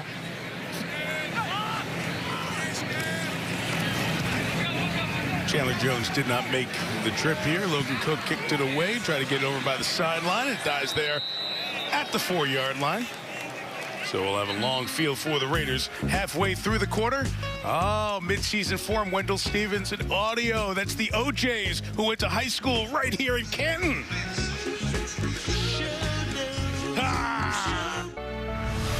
You know, I'm an emotional guy. I can't help it. And I think about the people. You build relationships that are lifelong. What I've had players say to me was always more about a win or a loss. It was about how we felt as a team and an organization. I cherish that as much as I do a win. Philadelphia was struggling. Dick Vermeil came in, got that team to the Super Bowl. The Rams were struggling 8 years out of a winning season. Dick Vermeil gets there a couple years later, Super Bowl, and they win it all. Dick Vermeil going into the Pro Football Hall of Fame in this induction class of 2022. The Super Bowl champ standing by with Melissa. Mike, we know he has never shied away from showing his emotions. Coach, now you are joining this exclusive fraternity of coaches being enshrined here in Canton. Yeah, very humbling, believe me. How emotional is this? The longer I've been here, just a few days, the more humble I become, and being around the guys that are true Hall of Famers, I sometimes question whether I belong standing next to them, but it's a great feeling. You were the head coach of 3 different teams. You went in and turned organizations around. There are 10 new NFL head coaches for teams this year. I want to hear from the expert. What is the key? What did you know? How did you have that success? Well, I think it's a lot more difficult today because they don't get as much time to work with kids individually and collectively on the fundamental side of the game and everything else. Practice is shorter, training camp shorter, contact work is shorter. And I think it makes it a little tougher for the younger coaches to come in and develop their own what they call culture, you know, and to synchronize the thinking of a building. It's tougher today. I really think it is tougher. In the old days, if we weren't good enough, we could stay on the field and work long enough to get better. You know, there's no correlation between working less and getting better. Never has been, never will be. But today, it's tougher on those new coaches. And your Super Bowl winning quarterback, Kurt Warner, told me that you said to him you saw some of yourself in him, that underdog mentality. What is it about you that you connect with that underdog? Well, I came out of high school coaching and then junior college coaching, then college coaching. I wasn't an all-pro that got a coaching job or was on a great staff and elevated to a coaching position. I sort of just took the opportunities as they were presented to me. Fortunately, a lot of people helped me, and I, you know, free agents the same way. You know, they show up and they do the best they can, and all of a sudden they're playing well. Like London Fletcher. Everyone talks about Kurt Warner. London Fletcher played 16 years, came in, you know, as a rookie, free agent with Kurt Warner. You know, there are people out like that. A coach's job is to try to find as many of those guys as you can. Well, and you did that, and you ended up in not 1 but 2 movies that were portrayed. Okay, we need to talk about this because we have Greg Kinnear played you in Invincible, and then Dennis Quaid in American Underdog. Who did it better? Well, I like the fact that Dennis Quaid actually used some of my conversation with Kurt, word for word. It added credibility to the movie. You know, but both movies were very entertaining. Both movies were good for young people to see because they are, not all the facts in the movies were true, but the stories are true. And what they did was great. And it's great to look up to people that do wonderful things. Yeah. And not many people can say they were portrayed in 2 movies. Congratulations, and you'll get to star on your own as yourself on Saturday night in your gold jacket. Well, thank you. I'm going to have a tough time with it, believe me. Oh, we know, but it's great. It's great. Thank Congratulations. You very much. Thank you, Eddie. Thank you. Thank you. And a lot of folks look up to him, too. No better guy. In the history of the league, no better guy than that guy. But, you know, all right, he's a nice guy, and we're going to start with that. He killed people in practice. They practiced harder when he got to a new team than anybody maybe in the history of the league. The 3.5-hour practices were not unheard of with him, and it was always the 3rd year that was the charm. Yep. The 3rd year he was taking teams to the Super Bowl, but he's a sweetheart of a guy, but he was a grinder, and I think it took its toll on him personally too. You know, he retired after a fairly short stint there initially. Another 12, 13 years later, he comes back and takes the Rams on to the World Championship. He was away for a while, had a terrific broadcasting career going. Jumps back in and does that. Mekhi Sargent with the run there for the first down here. The Raiders win 3 and out. Under 5 minutes left here in this 3rd quarter. Jags trying to get on the board. This is what you're talking about, Chris. Eagles, that 3rd season, get the winning season. Rams, that memorable Super Bowl against Tennessee. And then the Chiefs got them there to the postseason after their long drought. No coincidence. No, and maybe the most remarkable story, and we talk about Kurt Warner all the time, but I remember thinking about it from Dick Vermeil's standpoint. You know, Trent Green goes down. He doesn't have a quarterback. You know, Kurt Warner came out of the grocery store. We all know the story at this point, right? And he believed, and he went to Kurt Warner, and, you know, I mean, you look him in the eye, and you know he's a salesman, right? And he convinced Kurt Warner, and Kurt Warner convinced him that this was going to work. And the hug that those guys had when Kurt was telling him that you're in the Hall of Fame matched the one they had on the field when they won the Super Bowl together. It's what the Hall of Fame weekend is all about. Those special relationships and special moments. Here's Sargent, the 2nd year back out of Iowa. He's run hard here in this 2nd half. He gets a first down. Vermeil was, of course, a coach in Philadelphia. Doug Peterson was the coach in Philadelphia before coming here to Jacksonville. And how do you get that culture that Vermeil was talking about restarted? You talked about it earlier, Chris, developing the trust in the head coaching position that these Jaguar players needed and bringing in players. And, boy, they have brought in a lot of folks this year, many of whom we're not seeing tonight. But Jacksonville spent as much as any team in an offseason. Sure did. To try to turn this baby around.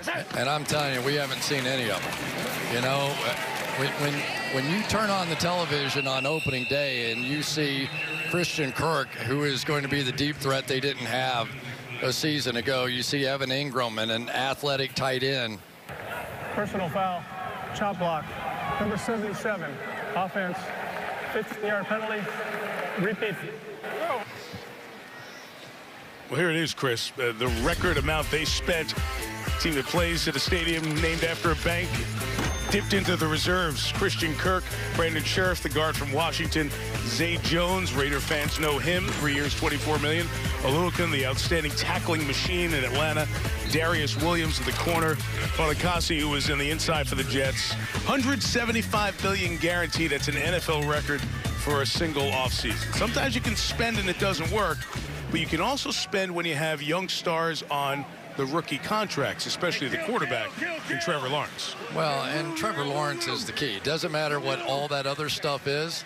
Trevor Lawrence has to be what everybody thought he was, which is a generational quarterback. You know, he has to be the Peyton Manning, the Tom Brady. And if he is, he has enough pieces around him. And we saw with Joe Burrow last year. When you get those guys on that rookie contract, there is a window of an opportunity for a great young quarterback, because it allowed them to spend all that dough, because they had a quarterback on a rookie contract that is going to give this franchise a chance to get good in a hurry. Now, admittedly, it hasn't been sharp out here tonight, but it hasn't been with the guys who are going to be playing on opening day.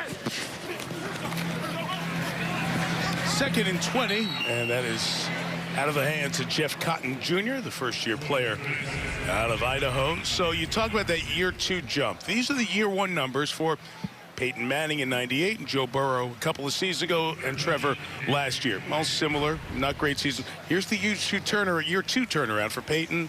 Burrow, we know, to the Super Bowl. And what's it going to be for Trevor? What was your impression when we talked to Trevor the other day? I thought he was open and honest. It was a tough year, not only by himself, but for the whole organization. There was a lot of internal strife that went along with everything. But the biggest problem I thought they had, Mike, and going back and being able to watch them during the course of the offseason, because we didn't do one of their games, is just the fact that they really didn't have that weapon. And now we've got another injury down here. We'll cover some more of that in a minute. Yeah, it's Kendall Vickers. I think he got hit by his own players. They were coming in for the hit on the running back, Mekhi Sargent. 2:28 left here in this third quarter. That's the safety coming in. Got his own teammate Vickers, who's being looked at.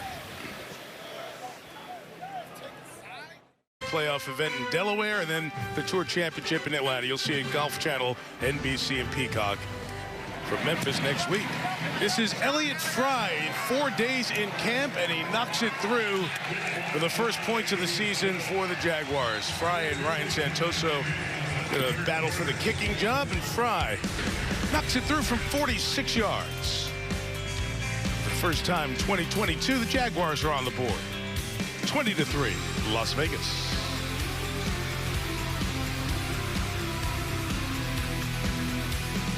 All year round, including flag and tackle. Learn more, find a league near you. You can do that at playfootball.com. This was at halftime. 2 high school girls teams in flag football, Kirtland High School and Lake Catholic, representing over 140 girls from all over Northeast Ohio. We have about a half dozen states in the U.S. where girls flag football is now a varsity sport. So great to see that continuing to grow and spread, and on display here at the half. Those girls were loving life out there playing in this stadium in front of this crowd. It was fantastic. The crowd was into it too. Great to see states making that a varsity sport as well. Terrific idea. Melissa. Well, Mike, I've got 2 of the Jacksonville Jaguars with me, Trevor Lawrence and Travis Etienne, and NFL fans have had to wait a year to see you guys play together. And after the numbers you put up in college, I'll start with you. What can they expect from the 2 of you? Yeah, obviously I miss playing beside this guy. We had a couple great years together at Clemson, and really just excited for him to be back, add an explosive element to our offense, and really just more consistency, I think, from myself individually and just as an offense, as a team in general. I think we're going to be a lot more consistent, put a lot more points on the board. All right, and we want to ask you, because you suffered that Liz Frank foot injury in the preseason, missed the entire year, had to have surgery. How are you feeling? What was the recovery like? I'm feeling good. I mean, the recovery, it was long and hard. I feel like I had to fall in love with the mundane and just become one with myself. And I did that over the process, and now I'm back. So I'm just really ready to get back out here. And Trevor told us the other day he thinks that you, Travis, are in better shape now than you were your last year at Clemson in 2020. What do you think? I feel the same. I feel like I've been working as hard as I could to get back here. And I just show the world what I'm about and who I am as a player. And I feel like I get to put that on display soon. And so you got this guy back. You have a bunch of other guys back from injury, a lot of off-season additions. You told us the other day that you feel like you can let it rip this season with all these new guys. What are you most looking forward to? I'm just looking forward to making plays all over the field. We got a bunch of guys that are, like I said before, playmakers, a lot of speed, but also really smart guys that are just really in tune with our offense, adjustments, all these different things. And it's just been fun to work with everybody. And you have those conversations through camp, and you get like on the same page more and more every day, and it's been great. So I'm excited for that. I'm excited for this new journey, start fresh this season, and really just see what we can build here. Yeah, I know Jaguar fans are excited to hear that. All right, guys. Well, we can't wait to see what you do together. Awesome. Thanks. Appreciate you guys. Thank you. Hi, Melissa. Thank you. Raiders pick up their first down of this third quarter as Nick Mullins at the helm at quarterback. Chris, when I hear Trevor talking to Melissa and Travis Etienne, we didn't have all year, I think of the last game they played last year. They played Indianapolis. That was the guaranteed game, Week 18. Well, the Colts will win, and you figure out all the tiebreakers from there. They're going to make the playoffs. The whole deal. It was the layup, right? Yes. It was all you have to do is go down and beat this Jacksonville team. And not only did Jacksonville win, they won big. For Frank Reich and company, that had to just be an awful feeling that lasted until training camp this year. And caused some changes and a little angst going into the season, a little bit on edge with some pressure on the Colts. But it told me a lot about Trevor. You know, he got beat up. He had to go to the microphone and answer the stuff with Urban Meyer as the coach and not coming back on the plane and everything else that happened during the year. Trevor had to do that, but he leaned on his Clemson experience because he was the face of college football for 3 years, knew how to take all the good stuff and applied those lessons to dealing with the bad stuff in public. And I think he came through that first year better than a lot of others would. Mullins, deep shot downfield, and it's broken up. Tried to get it to Jordan Veazey, the second-year receiver out of Cal. And Benji Franklin back there from Tarleton State. Had a chance, right? That one looked like it might have a little legs to it, but you leave it a little too far in the middle of the field as a receiver. Anytime you find yourself inside that number, you can expect a headache. And good play defensively there. But it really is. I'm so anxious to watch those two guys play together. And Travis Etienne is a little bit of a Leroy Butler character. We didn't see a lot of it there, but he's got some energy, and he will wear out Trevor Lawrence in the huddle. And so I think that both of them will feed off the energy that they create for each other. Nice return here with the sideline for Willie Johnson. Johnson turns the corner. Johnson down the sideline and going to take it all the way for a Jaguar touchdown. But there is a penalty marker down back where he turned the corner, and all the Raiders on the sideline say, "You're coming back."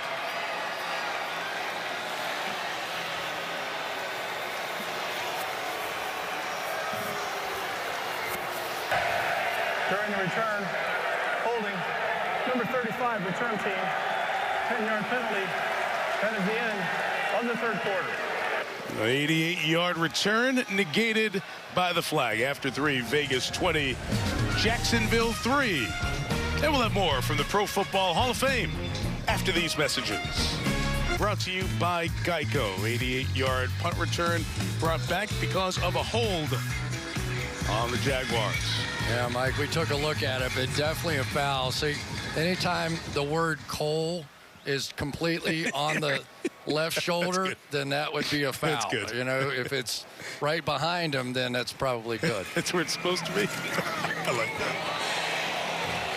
The big hit by Farley's going to bring a flag. And Matthias Farley, former Notre Dame player, who signed right before camp opened for the Raiders.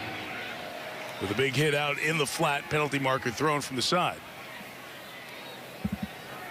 Nathan Cottrell was the running back. Yeah, going to get Personal foul, unnecessary roughness, number 49, defense. 15 yards will be added to the end of the play. Automatic. First down. Okay, Matthias is like a family friend. I'm just going to confess here, right? Played with my son Austin at Notre Dame, and we did a game of his once with the Colts, and I go down, I see him on the field, how you doing, the whole thing. Right. And I said, Matthias, will you do something in the game so I can say your name? Will you just accomplish something? He made one of the great interceptions I've ever seen in my life. And you could see him almost looking up in the booth like, anything else you want now? I knew he was going to do something in this game. I just didn't know it was going to be that. The lowering the head penalty that they'll be watching for closely. At the end of the quarter, Melissa spoke with Doug Peterson. Doug, what positives do you take out of the game so far? Well, you know, I think our defense has really kind of kept us in this game. Offensively, we've just been shooting ourselves in the foot. We've had too many, we had the turnovers. We've had a couple big penalties here in the third quarter. We just had a penalty on a potential punt return for a touchdown. So we just got to eliminate the mistakes. You're back on the sidelines after taking a year off. Does it feel like you ever left? It feels good. It feels like I've been here the whole time. I'm enjoying myself tonight. It's great to be around the fans again. Just looking forward to this opportunity. Awesome. Thanks. Thank you. Chris, it's interesting. You know, you think about Mike McCarthy when he left Green Bay before going to Dallas. Mike spent that year kind of analyzing everything that was going on in the NFL. Doug Peterson, different story. A lot of family time, but also didn't run to the TV at noon Central every Sunday to watch every game that was going on in the league. No, I think he admittedly wanted a little time off, and he had a lot of things going on. Unfortunately, he lost his brother, but he also had a wedding and a grandbaby during that same time. And so a lot of things. But when he came back to the game, you could tell that he was ready. Yeah. And his wife was ready, and the family was ready. They're football people, and you know, Doug is sort of the perfect personality here to come back into Jacksonville and just bring that family back together again. Flag thrown here on the coverage. Slaughter's pass over the middle. Number 44, defense, automatic, first down. It was intended for Willie Johnson, so that'll keep this drive going for Jacksonville. Yeah, became a grandfather. One of his kids got married. You mentioned he lost his brother to cancer. But the recharge, it just seemed around Thanksgiving time when the rumors start coming up. What's going on around the league? Who's going to be available? What teams are going to open up? This was available, and it was a really good fit for him. And you said it. We talked to his wife as we were heading down to the field before. It seems like all of them are ready, and they feel really good about the connection with the team from Duval County. I mean, I knew once he interviewed in Jacksonville, he was going to get the job. How do you not take the guy who won the Super Bowl 3 years before he had one bad year? And, you know, who cares? That's it. Melissa? Well, I talked to Doug Peterson's wife, Jeannie, to get her perspective on the year off, and she said the timing couldn't have been better. They lived in Florida. They played golf, boated, fished. He raked the beach. He power washed the house. He put in all the landscape lighting. So I'd say he made the most of it. She also said that they met when they were 16, and they've been best friends ever since. So it was great quality time together. And she said he's always been very good about leaving work at the office. When he's home, he's father Doug, husband Doug, and family Doug. She said they enjoyed playing a lot of golf.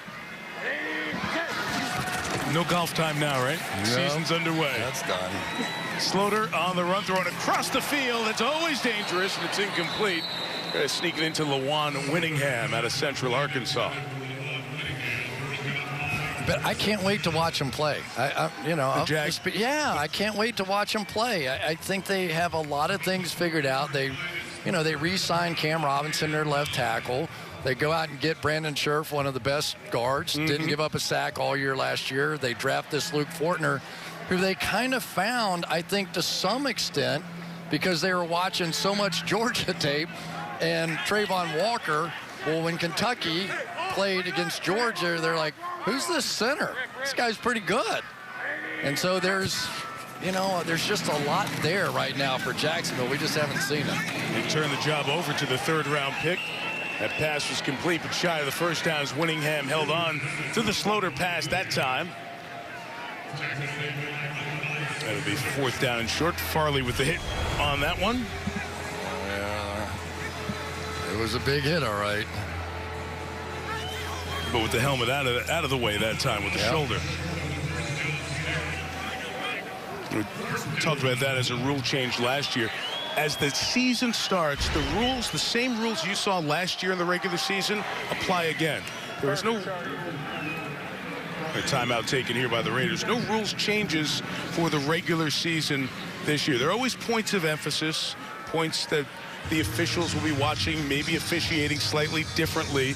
But the rules are the same now in the playoffs. The overtime rule has changed, so each team gets a possession. The result of the Buffalo-Kansas City epic playoff game last year. Have you ever seen a playoff series like last year? The whole thing. I mean, after the first weekend, the Super Bowl was probably the worst game from the standpoint if it didn't end on the last play, basically, and it almost did.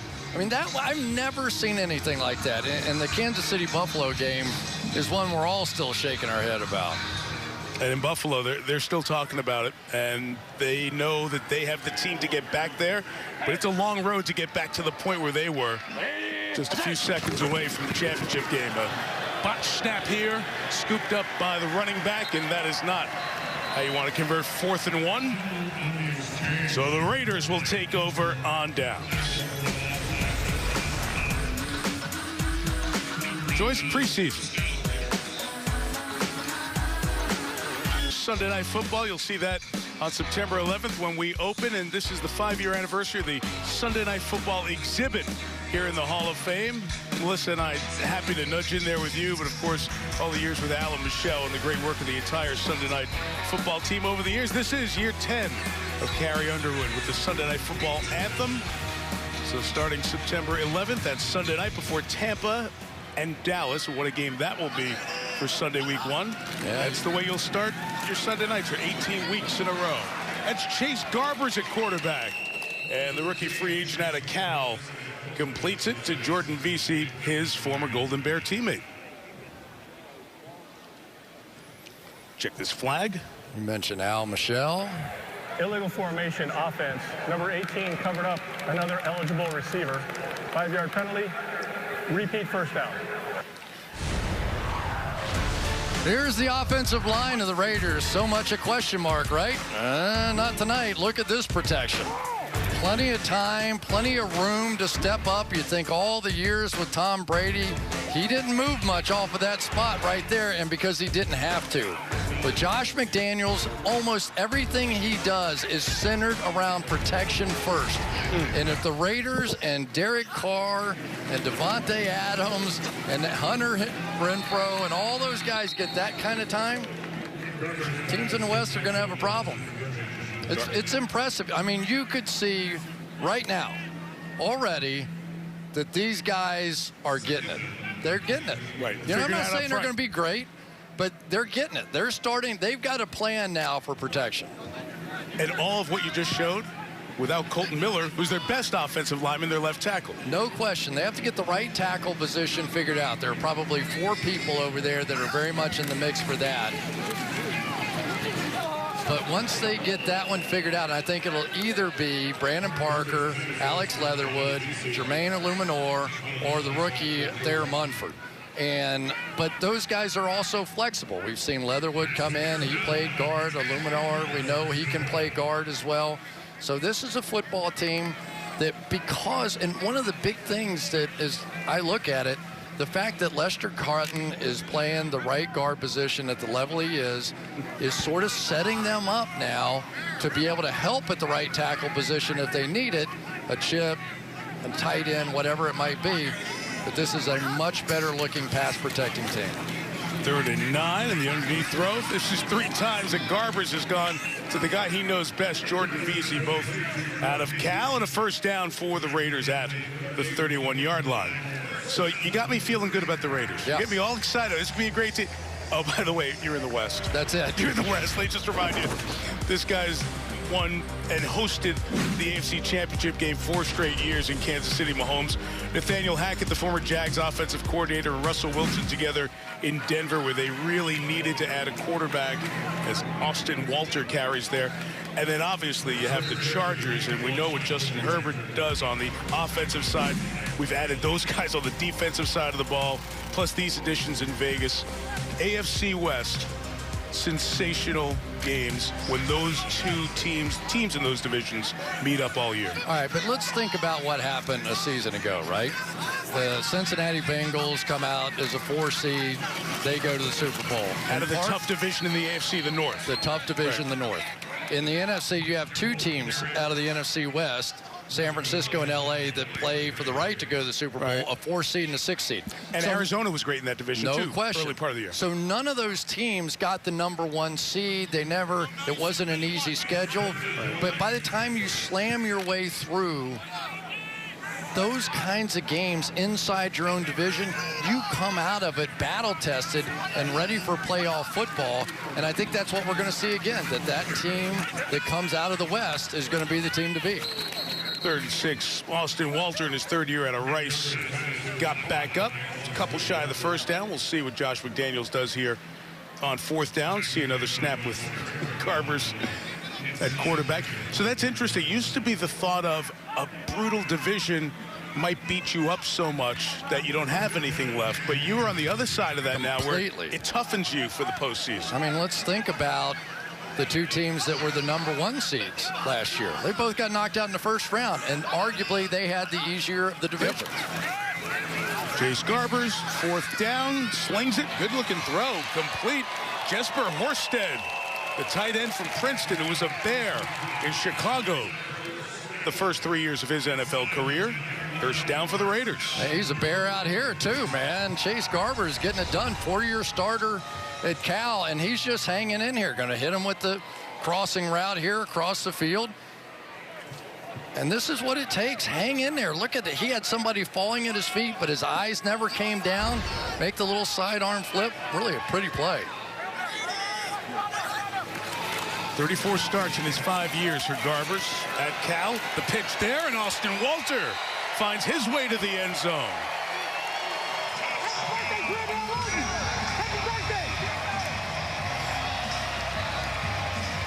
Quarterback, offensive lineman, running backs. Seems whichever new group comes in, they are performing well for the Raiders. And a plan. Yeah. You know, a plan. You can see this is, regardless of who's in the game, the plan, the scheme, the running game plan, the protections. It's way too early to draw any conclusions. way. But if you had to say, what would you like to have seen out of the Raiders on opening night in this game, this is it. Extra point added by Daniel Carlson. Austin Walter ran a touchdown in as a Jet last year, as a preseason one as a Las Vegas Raider here in Canton. This Sunday Night Football special is brought to you by Toyota.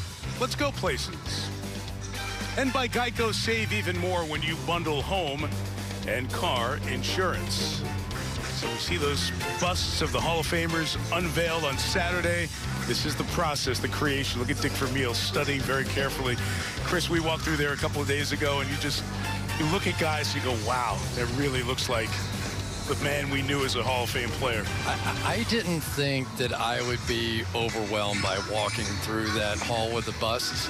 It's lit so brilliantly, and the work is so amazing. I understood what John Madden said when he was talking about, go ahead. Oh, remember what he said? Here's what he said. I believe that the busts talk to each other. And I can't wait for that conversation. I really can't. To Vince LaMarche, to Newt Rockney, to Reggie, to Walter Payton, to the guys that you want to say, to all my players, my ex-players, we'll be there forever and ever and ever. John Madden, when he was inducted in 2006, and Reggie White's bust is right behind John. So if those busts talk, Reggie's right behind him, say, you tell him, Coach. Tell him. You're right. Just like that, too. Nathan Cottrill is the running back. Kyle Sloter, the quarterback, again here for the Jaguars. That pass is broken up. So the players, the coaches, the contributors, but there's also every year an honor for a member of radio and television for their excellence in the league. You see some of the big names, Al's name, John's name, Roone Arledge. Howard Katz is the winner of the Pete Rozelle Award this year. A lengthy and great career as a television executive at ABC. Dennis Miller there, part of the Monday night group as well. And then Howard came to the National Football League. That's the way they used to do the schedule. Now Howard, in addition to his role as vice president in charge of broadcasting, is also in charge of putting together the schedule with a great team that does that every year. He has been a friend to so many of us in the industry over many, many years, and it's so great to see him honored for his decades of service to the National Football League, and it's great to have Howard up here in the booth. Congratulations, Pete Rozelle Award winner. Your name's going to be in that hall forever. How cool is that? That's pretty cool. That's pretty cool. Although I've always wanted to be the lead into the local news. We waited. Tonight's your night. Get to accomplish that tonight. We've waited a long time to wear your butt out on national television. I'm just saying, I don't know how much you spent on this linen shirt here, but it had to quadruple the value of your wardrobe coming out. Well, you know me way too well. Way too well. This Sloter pass is incomplete. I'm going to get to your TV stuff first, and then we'll talk about the schedule. We heard John Madden there, and you worked with John, you worked with the Monday Night, you worked with me at ESPN over the years. What have you seen as the connection, the special connection of television and the National Football League as it's grown? This game was made for television. It is just a perfect combination of elements. The passion of the game, the ability to capture it all, the cadence of the game, it's all just so perfect. And the NFL has really benefited by the right leadership as coverage is expanded. It's a perfect marriage, and I've been privileged to kind of be part of it for a long time. I mean, when you and I met almost 30 years ago at ESPN, who would have thought that the two of us would be sitting here doing this interview tonight? That's exactly right. I mean, it's the power of the NFL. It really is. Well, you knew you'd be up here with us, and I was just wondering, is that why we got the Bills-Rams on opening day? Because otherwise, there's no way. You're giving that to the Monday night crew. No, you're Fox. You know, that's the way you do it. You know, we try to make sure all of our partners stop come it. away I've with heard this something. speech too many times. All the partners are happy. All the owners are happy, right? All the requests you get. Can you tell us about the schedule? Because this used to be truly a hands-on endeavor. This was the old school way. This goes back to Val Pinchbeck, right? When he was starting to do the scheduling for the league? Yeah, I mean, I'm really blessed by having a great team led by Michael North that we work together to put the schedule and it's a great challenge. I mean, there's over 700 trillion possible schedules every year and trying to find the right needle in the right haystack. But it's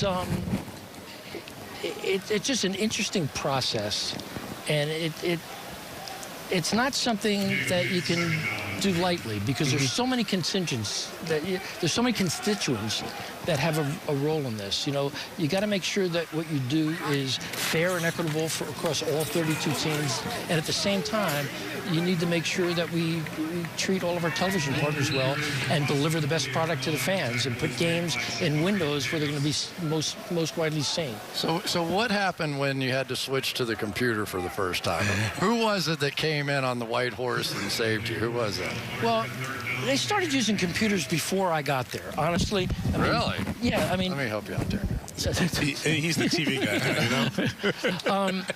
You know, Val used to do it. Mike North loves to tell the story. I mean, Val used to do it, and he'd sit there and eat pistachio nuts, and every once in a while he'd get, put something up on the board. And the reality was they started building the schedule from week 1, and the first couple of weeks would be great, and then they just had to finish the schedule. And now it's a combination of art and science, right? We put games in that we want to see in certain places and then let the computer solve around that. And every day we come in and see what the computer spit out. What do we like? What do we don't like?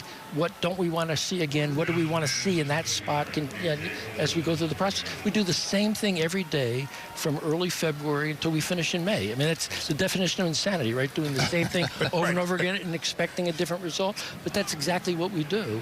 And at some point you say, I think this is playable. And it's usually right. And it plays out that way, flex and all the other things, and new windows and all that. It seems like everything that the league touches turns to gold. Well, your wife Janet's one of the best people. So are you. It's been a pleasure. It was great having you as a boss. It's great working with you here. Couldn't be happier for you. Congratulations. You know, Thank you it's so a much. people game, right? I mean, and over the years, we get to meet everybody. We get to hang out with a lot of people. But this dude right here, we've had more laughs, more fun, more entertainment. He takes jokes very well because he hears a lot of different things. But he has been the cornerstone of the NFL and the relationship with the networks for a long time. And, dude, I say congratulations to you. Thanks, man. Well, Thanks, appreciate it. As good a boss as I ever had. Tied with the bosses I currently have. I was going to say, you better suck up. Thanks, Howard. Thank you. We look forward to seeing you honored at the dinner tomorrow night. Here's a first down, terrific run up the sideline for Nathan Cottrell of the Jaguars. He's been busy and seen a lot of action. He turned his ankle a little bit, but he's going to hop back in there. Good gain of 27 yards. It is amazing, isn't it, Mike? All the different people that we've met over the years, and now they're going in the Hall of Fame, and you see them when they're kids, and they come out, and I love this way to start the NFL season. I always love coming here. I kind of liked it when I actually got to hear the speeches the night before, but hey, everything's a little bit different. And but the stadium keeps improving, and the presentation, they used to do it on the steps in front of the Hall of Fame. Here a bunch of years out in the parking lot hosting the show on the steps. Raquel Armstead couldn't hang on to that. Melissa has caught up with a very familiar face to Raider fans. Yes, well, I have Derek Carr here now. I did have Devontae Adams, but he's signing. He's very popular with the crowd. He's back. All right. And these guys are back together. Put up incredible numbers in college. You said you guys have dreamed about this. It's a gift. What is it like to be reunited? Well, it's awesome. You know, we've always stayed close, you know, throughout our, obviously, NFL career, and we trained together until I moved to Las Vegas and all that. So being able to play together now, and we're all the work was going towards the same cause is pretty cool. Yeah, and Coach McDaniel said it takes you guys about 5 seconds to communicate. And a lot of people didn't know that you trained together in the offseason for 6 or 7 years. What are the two of you capable of? As much as, you know, the work that we put in allows. I mean, at this point, I think it's established, you know, that we're both confident players with, you know, a lot of ability. But at this point, just got to keep putting in the work and stacking the days. It's not just going to happen because if we dreamt of it or, you know, any of that cute stuff. So at the end of the day, just keep stacking days and see what happens. Talking about cute stuff, we can't go any further. I understand Davante said that you owe him a car. Is that right? I do. I do owe him a car, and I have a couple in my garage that I've offered multiple times, which wouldn't cost me anything. So I think that I need to buy him one. Wait, what kind of car do you want? Look, I'm probably one of the ones in my garage. Probably, yeah. But I think the quote from him was, I would even buy him a car if he decides to come. So, I mean, buying a car and giving a car are different, but, you know, beggars can't be choosers. All right, well, you did come, and you said it was very hard to leave Green Bay. It's the longest you've been on a team. But we have to take a look at this because we have jerseys. We've got pictures of you in Raiders jerseys growing up. Tell us about these. Oh, you can see them right here. Yeah. That was, I think, 3rd grade yearbook. I was in a hospital visiting somebody. I don't even remember how old that one is. But Tim Brown, I got my Seawood jersey, so been manifesting this thing for a while. So it's kind of good to see everything kind of come to fruition. You grew up a Raiders fan? I did. Whole family Raiders fans. Even throughout my whole tenure in Green Bay, my family still had a full Raiders den down there. Tim Brown, I mean, all the greats, like live memorabilia. So, you know, I've kind of had it in my face growing up the whole time. So, like I said, it's a pretty good feeling to be able to be here now. All right, and your brother David was texting me during that lightning delay and said that you told him it was lit in the locker room, that you guys were firing up all the young guys. Just talk about this team and what you're excited about. Well, we're very competitive. Practice is super competitive. We got a lot of really good dudes on this team that work really hard. And, you know, when your best players are the hardest workers, it helps tell the whole rest of the team that this is the standard. And so to see that every day, I just felt that the young guys would come out and play really hard, and they've played some really good football. So it's been fun to watch, especially for us. You know, going into our 9th year, watching these young guys play, we want to do anything we can to, you know, help find some guys that can help us win, and they're showing that they can do that. All right, guys, awesome. Can't wait to see what you do this season. Thank you. Appreciate that. Yeah, appreciate you. Thank you. Guys. Great connection with those guys. It's great to see. Now, think about it. Maybe the best receiver in the league, or as good as any, in Davante Adams. Here he is wearing a Cliff Branch T-shirt before the game. Just thinking of the Raider Hall of Fame receiver who's going to be inducted posthumously here this weekend. But you're at the top of your game, and you get your best pal from college, the guy who threw you the ball, flag down here, in Derek Carr. You go to a team that's good. You go to a team you rooted for as a kid. You got all this money and this long deal. It's the perfect scenario. Pass interference. Number 46. Defense. Automatic. First down. Ike Brown called on the flag. All right, first a football point. Who are you going to cover on this team? I know. It's a problem. 3rd down? I think this group of 3 key receivers with Hunter Renfrow over 1,000 yards, with Darren Waller, a phenomenal big target tight end, and Davante Adams, that's a problem. You have to figure it out. And Josh Jacobs has been a tremendous threat as a receiver coming out of the backfield. So, yeah, we've got some great pass rushers in that AFC West division, but there are going to be some issues trying to cover the 3 of those guys. And then the question comes out exactly who is going to be those 4th and 5th receivers, and they have some good options with that as well. Although Davante did let on that he has the classic footage of all time, because these guys are both like phenomenal athletes, and so they have like slam dunk competitions. And apparently Davante did one between his legs, double loop around, whatever it was. Sure. And Derek said, I got that. Right. And he goes, no, you don't. He goes, don't do that. He goes, no, I got this.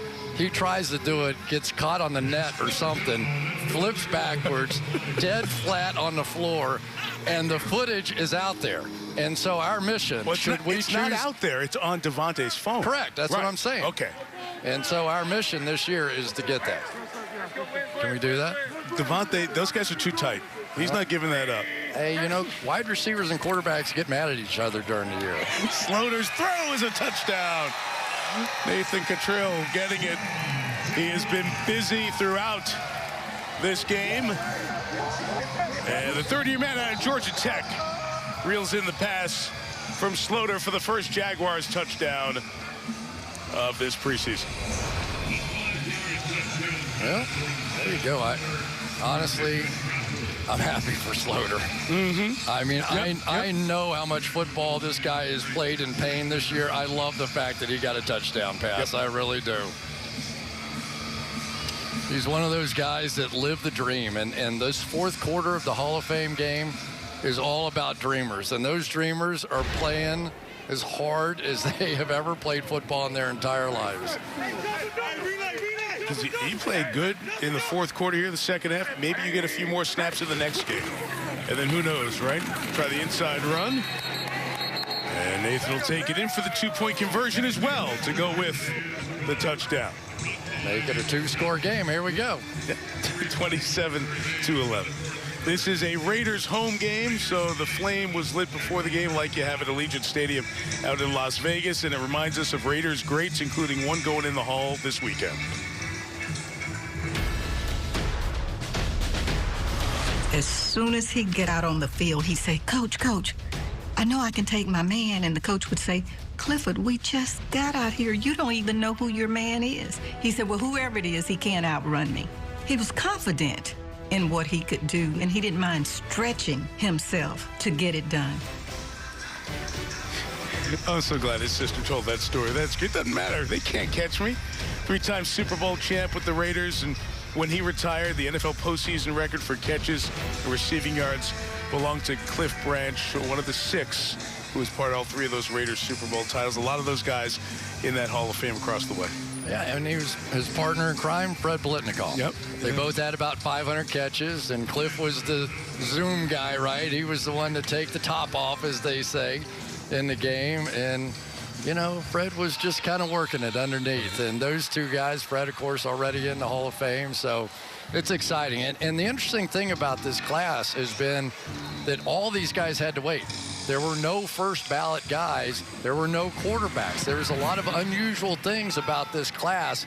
And so you're talking about a lot of people who were deeply, deeply appreciative.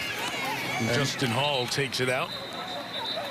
And he is tackled around the 16-yard line. I think you've heard that from the inductees or the stories that we've been able to share. There's a different feel to it. For so many in this league, you start looking, other than Cliff Branch, you don't have many guys who would be taken on fantasy football teams, right? You've got an offensive lineman, defensive lineman in Bryant Young and Richard Seymour. But those are the players that make championship teams or great teams come together. It's really nice to step back and see them. That's what I love about this Hall of Fame. 362 folks in that Hall of Fame, and it is spread to include the people who make a difference in this game. Big run for Austin Walter, the touchdown earlier, and he takes it out near the 40-yard line. Raiders over 300 yards in this game, or right about 300 yards, and over 130 on the ground. And just an inside zone. You'll see the block come back across the way here. Cutback run all the time. And that is the kind of runner you want. That one cut, you think of the old Denver Broncos, right? And Mike Shanahan, and put that foot in the ground and get your butt upfield. And these guys are really executing that zone running game. Mike Shanahan was the man who Josh McDaniels replaced when he became the Broncos head coach. And you remember, Chris, I had him on a Monday night. They beat the Chargers, who were San Diego at the time. They got to 6-0. Then the season didn't end well. Then the middle of the next season, he was replaced, 11-17 those 2 years. But we got the sense talking to him this time around, he's going to approach it his way, in a different way, be more appreciative of the individuals and the relationships, and try to grow it still at a very young age for a head coach at 46. Josh has been brutally honest with me at times when he didn't like something I said or did. And I was brutally honest with him. I'll be honest with you. I didn't think when he went to Denver, he kept who he was when he was coaching and the offensive coordinator. And it took him a little bit of time, right? But now when he comes back, maybe dad in the house makes a difference. Yeah. Mentioned his dad, Tom, was the coach of the high school that played right here, Canton McKinley. McKinley and Massillon was the great football rivalries. The terrific writer Lee Montville, Sports Illustrated, wrote about the 100th Massillon-McKinley game, and Josh McDaniels was the quarterback for his dad, Tom McDaniels. Josh missed an extra point. The kicker from Massillon made it. The game was won by the rival Massillons. We've hit the 2-minute warning here, but if you really just think about for a second, his high school is right down there, and he walked by this Hall of Fame every day on his way to school. And he's been in there a couple of dozen times, and to be able to bring an NFL team here, have dad here. There's a street named after the McDaniels, just about 1,000 yards or so from here.